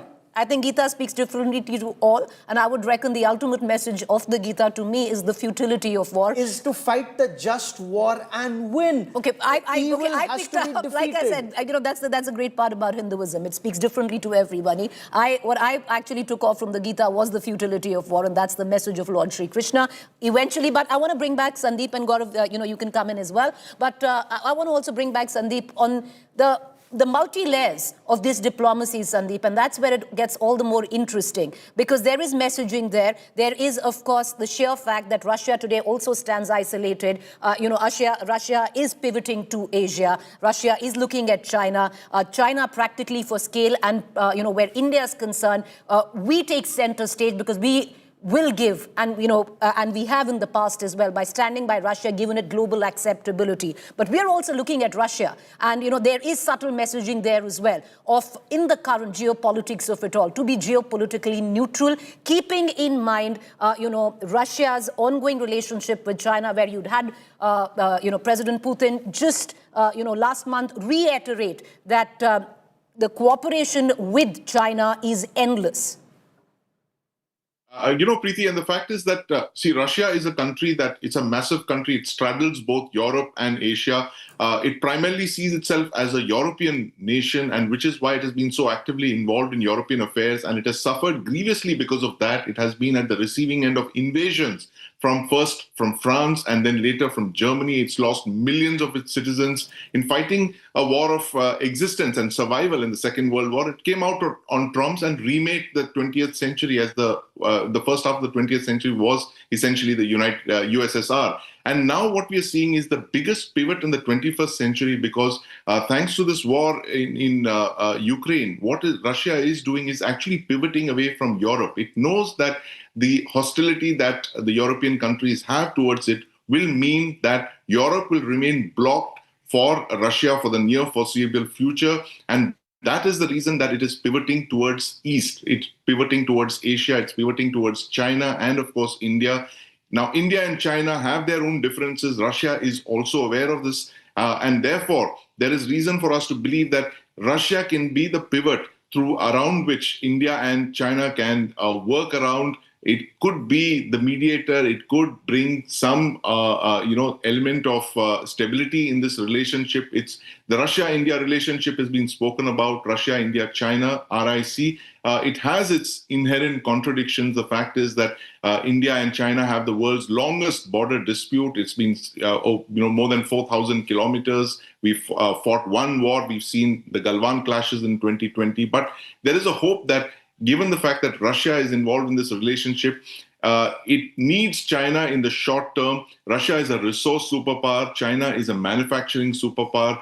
India has the kind of people, it has talent, it is a huge market. All of these three countries bring a lot to the table. And there is a hope that, Russia, given its unique position in this relationship, can basically be the pivot around this RIC formation. So far, India has been rather lukewarm to the Russia, India, China, RIC trilateral so far, especially escalating it to a summit level. Official level dialogue, yes. On the sidelines of the Shanghai Cooperation Organization, a handshake, yes. But, the distrust between India and China. But Sandeep, as you very rightly mentioned, there's a pivot, and that would indicate it's not Russia, it's actually Europe that is increasingly getting isolated. If you look at the latest developments that are taking place, Sandeep, you have the American delegation in Moscow.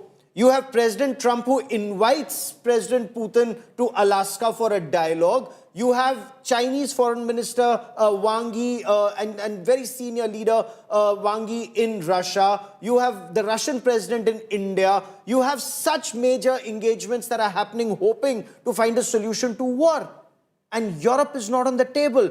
Germany is not on the table, France is not on the table, England is not on the table, Italy anyway is distancing itself. All of this would seem to indicate Europe is getting isolated, not Russia, not India, not China, not the United States of America, because the solution is now being found, effort is being made minus Europe for now. Yeah, absolutely, Gaurav. And the fact that European hostility is at the reason why we've not seen a peace process in the Russia-Ukraine war so far. The peace hasn't taken place because Europe is fundamentally opposed to making the kind of concessions that a peace plan with Moscow would involve. The fact is that Russia is not going to give up the territory that it has captured so far, the nearly 20% of Ukraine. In fact, it wants the remainder, another 5,000 square kilometers of the Donbas region, which is the Russian majority region of Ukraine. Once that is transferred, Russia believes that it can redraw the map of Ukraine, and then there would be no fighting. The Europeans are principally opposed to that. So that is, again, a dichotomy in their approach, where they say that Russia threatens all of Europe with its military machine. At the same time, they say that Russia is weak, it is economically flawed, its military is flailing, it's not been able to do the capture all of Ukraine or defeat Ukraine on the battlefield. This dichotomy is the one that is fueling this war because like I said, Gaurav, the European countries, France, Germany, all the others believe that Russia can be defeated on the battlefield, whereas we've seen through history, more than a century, 2 centuries, that all the countries that believe that Russia could be defeated. But Sandeep, where this isolation for Russia is concerned, there are also multiple economic layers to it because Russia is, and today, that bilateral becomes all the more important where India buying oil from Russia is concerned. But because of that, you have European countries that have laid sanctions on Russia. So Europe is not buying oil from Russia anymore. And Russia used to look at, Europe for that. So there is that economic isolation there that makes India's part all the more important. We were a huge buyer. Our, buys have fallen. This is, I would reckon, October is the lowest this time. So Russia would also be looking at us to compensate there. And, and it's a tightrope walk for India because if you compensate there, then in a month you have a trade team coming in from America and a delegation where we are hoping that the tariffs are brought down from 50% to about 15%. So, in terms of, on the chessboard, Sandeep, multiple players there and the moves diplomatically quite driven by strife, if you look at it, diplomacy-wise. Sandeep, stay with us for a moment. I'm just being told we need to quickly play out this chunk of Russian President Vladimir Putin in conversation with Geeta Mohan and Anjana Om Kashyap on the strength of the strategic partnership of India and Russia, where he spoke of his personal rapport with Prime Minister Narendra Modi. Quickly listen in. Sandeep, we're just coming to you. Co-presented by Kia, movement that inspires.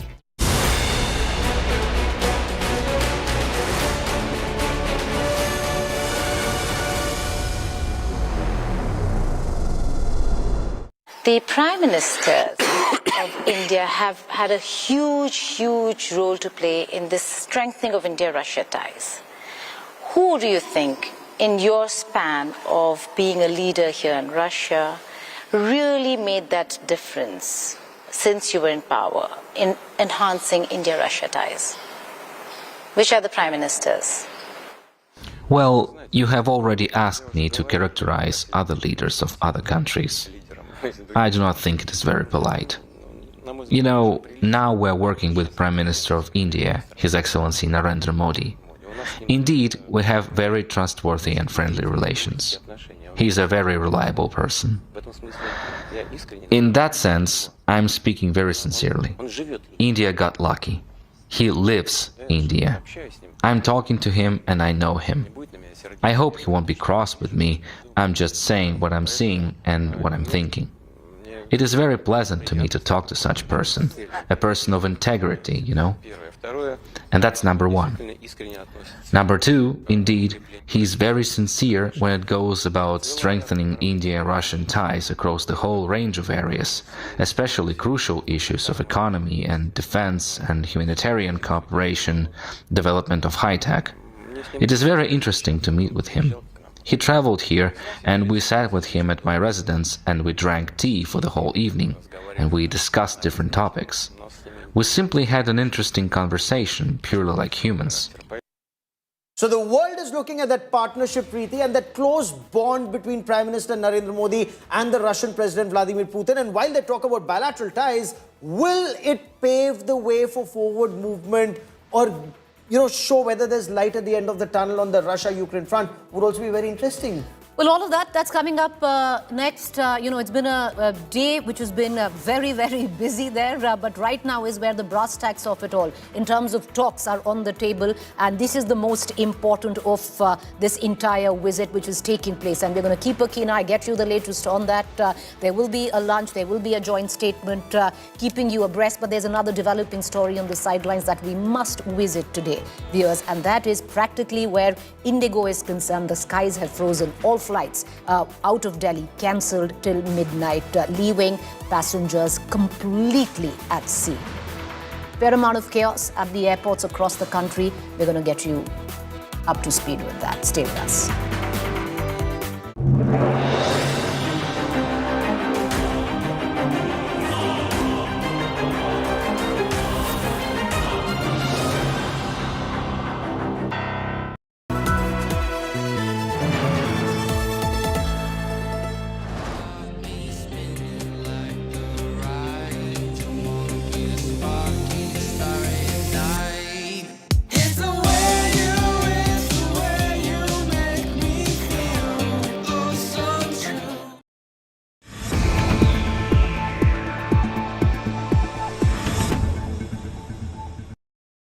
Hi, Sana here with a quick AQI update. Delhi 416, Mumbai 172, Kolkata 254, Bangalore 127, Chennai 141, Hyderabad 165.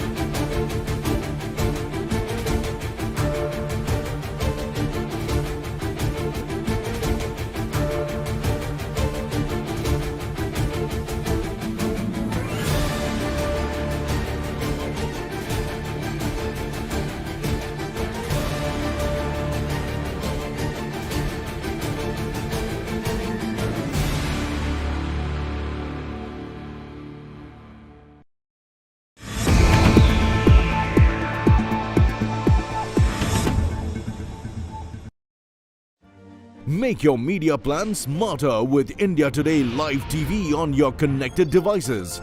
Amplify your brand with 100 million smart internet viewers. To advertise, mail us at sales@aajtak.com.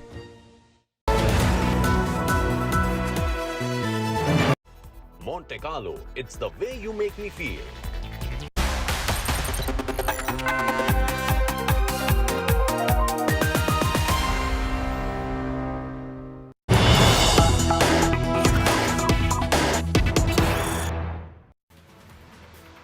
All right, the latest news break that is coming in right now at the back of the Indian skies literally frozen where Indigo flights are concerned. All flights out of Delhi where Indigo is concerned have been cancelled. Meanwhile, DGCA has rolled back the rule that stopped airlines from using leave in place of weekly rest for crew.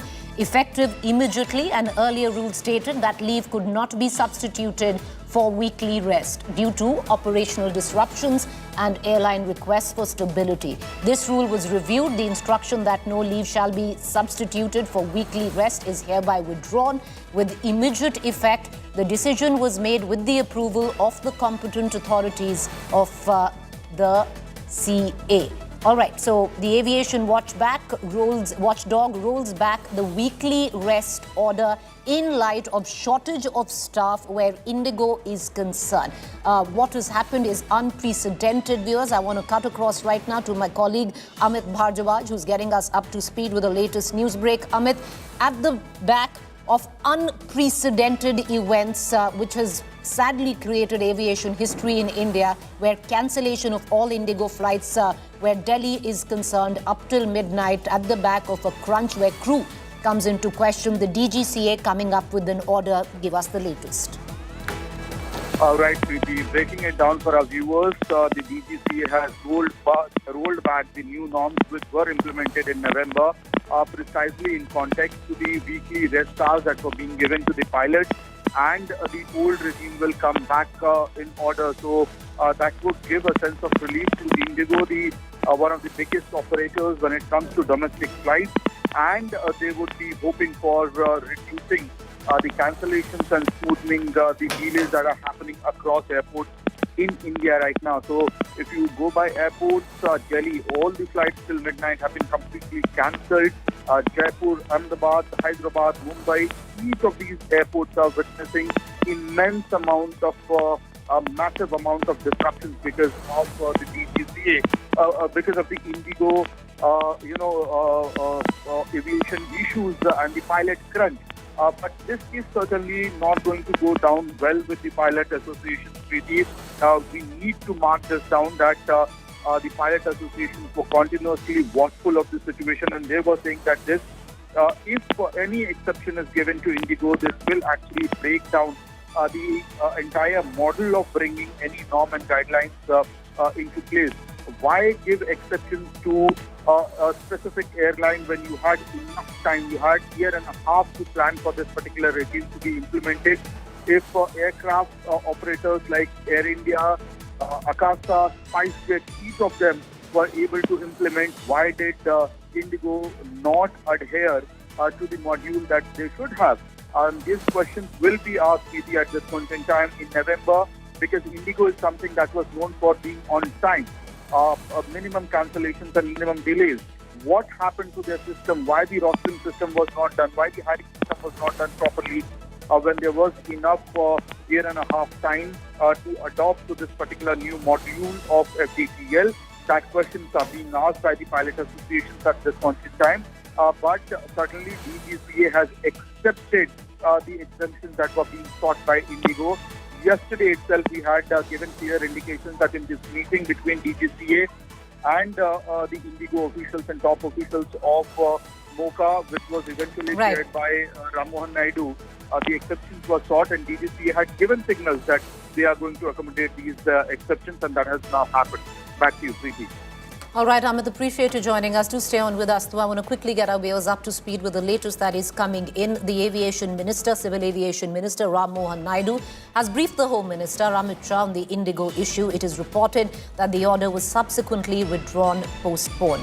Well, that's the latest that is coming in where the DGCA is concerned. I want to cut across to Himanshu Mishra, who's joining us, the Home Minister now, and the Aviation Minister in a conversation. What we can clearly now say is unprecedented with what has gone down in the last couple of days, and today where all flights out of Delhi where Indigo comes into question, the airlines stand cancelled. Himanshu, what more can you add?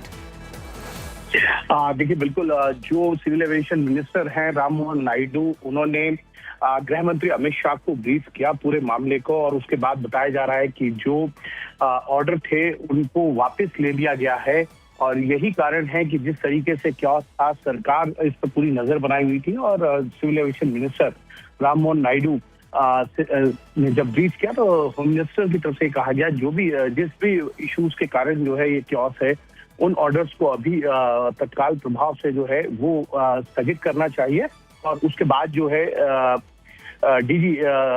DGCA की तरफ से जो है वो order जो है वो वापस लिया गया है और डीजी सिविल एविएशन ने इस ऑर्डर को वापस लिया।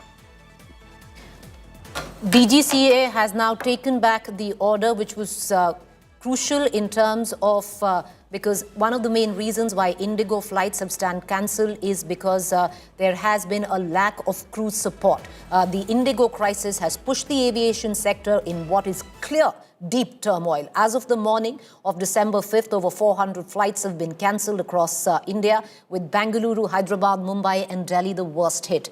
In fact, Indigo has cancelled all Delhi flights till midnight. In a statement, Indigo has apologized to customers and industry stakeholders, suggesting it is working with all aviation bodies to reduce the impact of delays, beginning with planned cancellations. Remember, on December 4th, the Aviation Ministry held an emergency meet with Indigo, the DGCA, all other stakeholders involved. After the meeting, Aviation Minister Ram Mohan Naidu said he has reviewed the situation and directed all authorities to closely monitor developments, while airport officers have been asked to fully support Indigo crew to normalize operations and prevent crowd disruptions. IndiGo flight late हो रही है, सुबह भी कई flight miss हुई हैं। ये ध्यान नहीं दे रहे हैं, पैसेंजर परेशान हैं यहाँ पर और एयरलाइंस कोई सुनवाई नहीं कर रहा है और काउंटर पे जाते हैं तो कहते हैं लोग कि कोई सॉल्यूशन नहीं है। मतलब Saudi, our connecting flight was for Lakshadweep and we couldn't connect it because of the late arrival, and that is caused by the Indigo. We honestly didn't get any cooperation from these people. So irrespective of which airport you are, I mean right now I'm at Goa and the last night I was at Delhi airport, they would not inform anybody anything. So it's kind of chaos they have created. Meanwhile, as the Indigo crisis escalates, it is the helpless passengers who are stranded at the airport suffering the most. Here's a ground report. There's massive confusion and chaos in Chennai airport as many Indigo flights that are supposed to fly to and from Chennai airport have been either inordinately delayed or cancelled, leaving thousands of passengers just stuck here anxious about their travel plans. There's confusion everywhere. Queues are only getting longer and longer. In fact, passengers have now also started asking for refunds, fearing full cancellations of their flights. In fact, some passengers also told us that the front desk people are now trying to delay the refund so that they can make the passengers wait here inordinately, not giving them any updates. That seems to be the main complaint of passengers. The fact at this point there's just complete uncertainty. Passengers are trying to get through to Indigo. They are trying to, call in their toll-free numbers and check in their websites, but unfortunately, even their website is not getting updated on time. It's only after coming here that the security tells them that their flight is cancelled. This seems to be the kind of anxious situation with absolutely zero communication for passengers who are flying Indigo. And the main reason seems to be because of operational reasons. The passengers are only asking one question.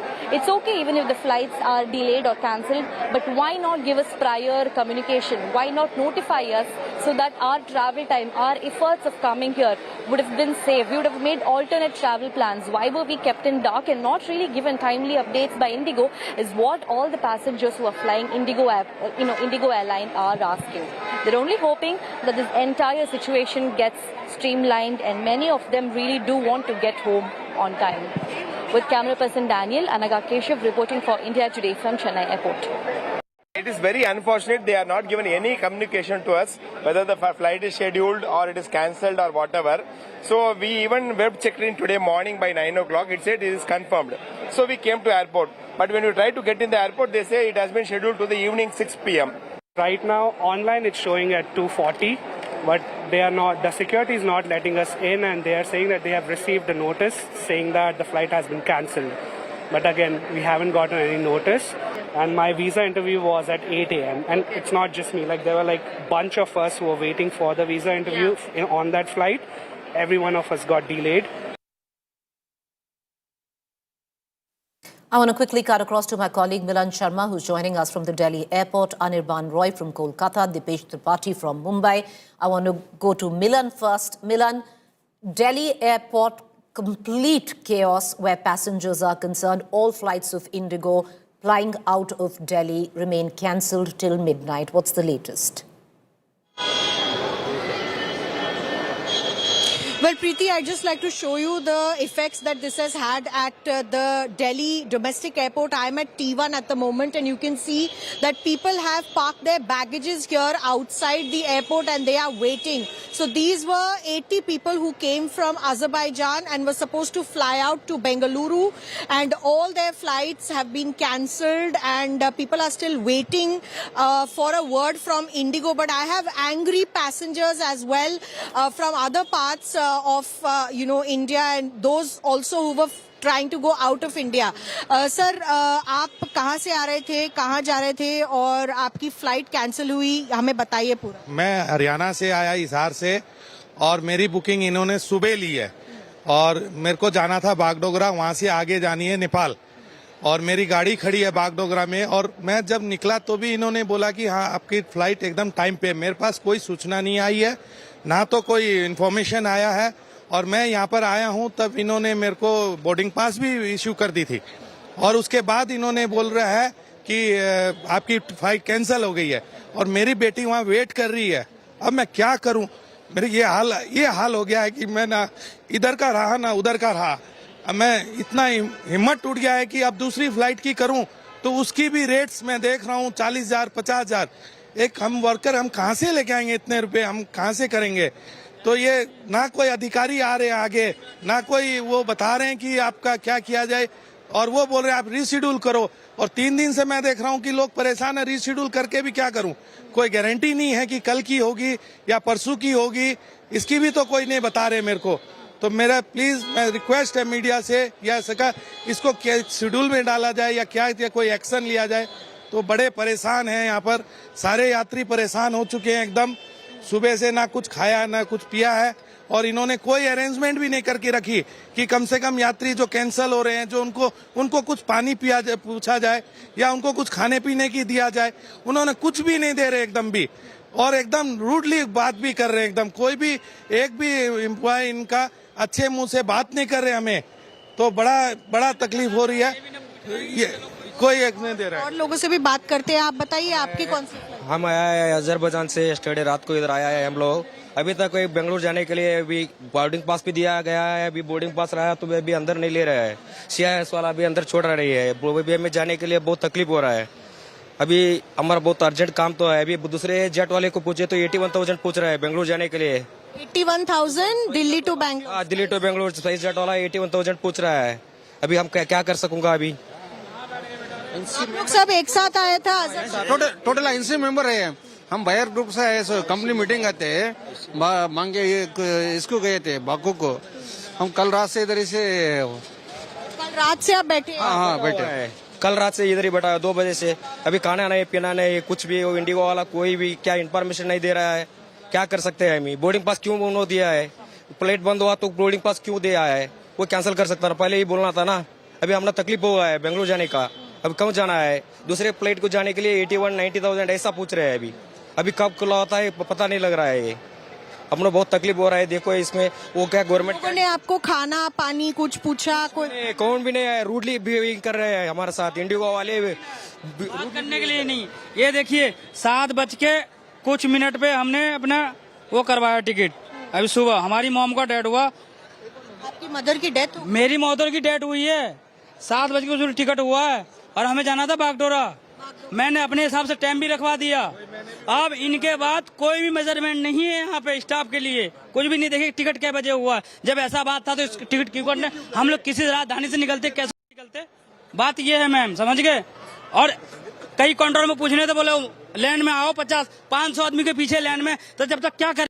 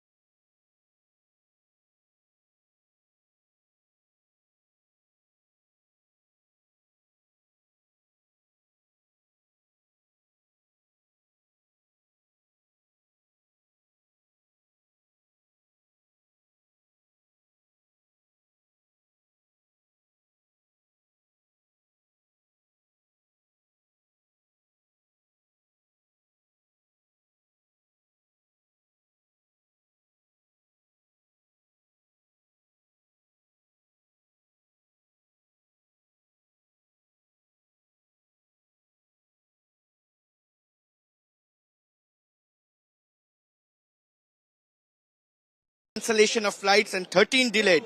And in case of departure, there is cancellation of flights are 18. Right now, from the last 3 consecutive days, there is all total 300 plus flights, those which are delayed, and more than 100 flights are being cancelled. I will ask a few people over here, I will talk to them. आप लोगों की flight cancel है? Yes, Indigo. कहाँ से कहाँ की flight थी?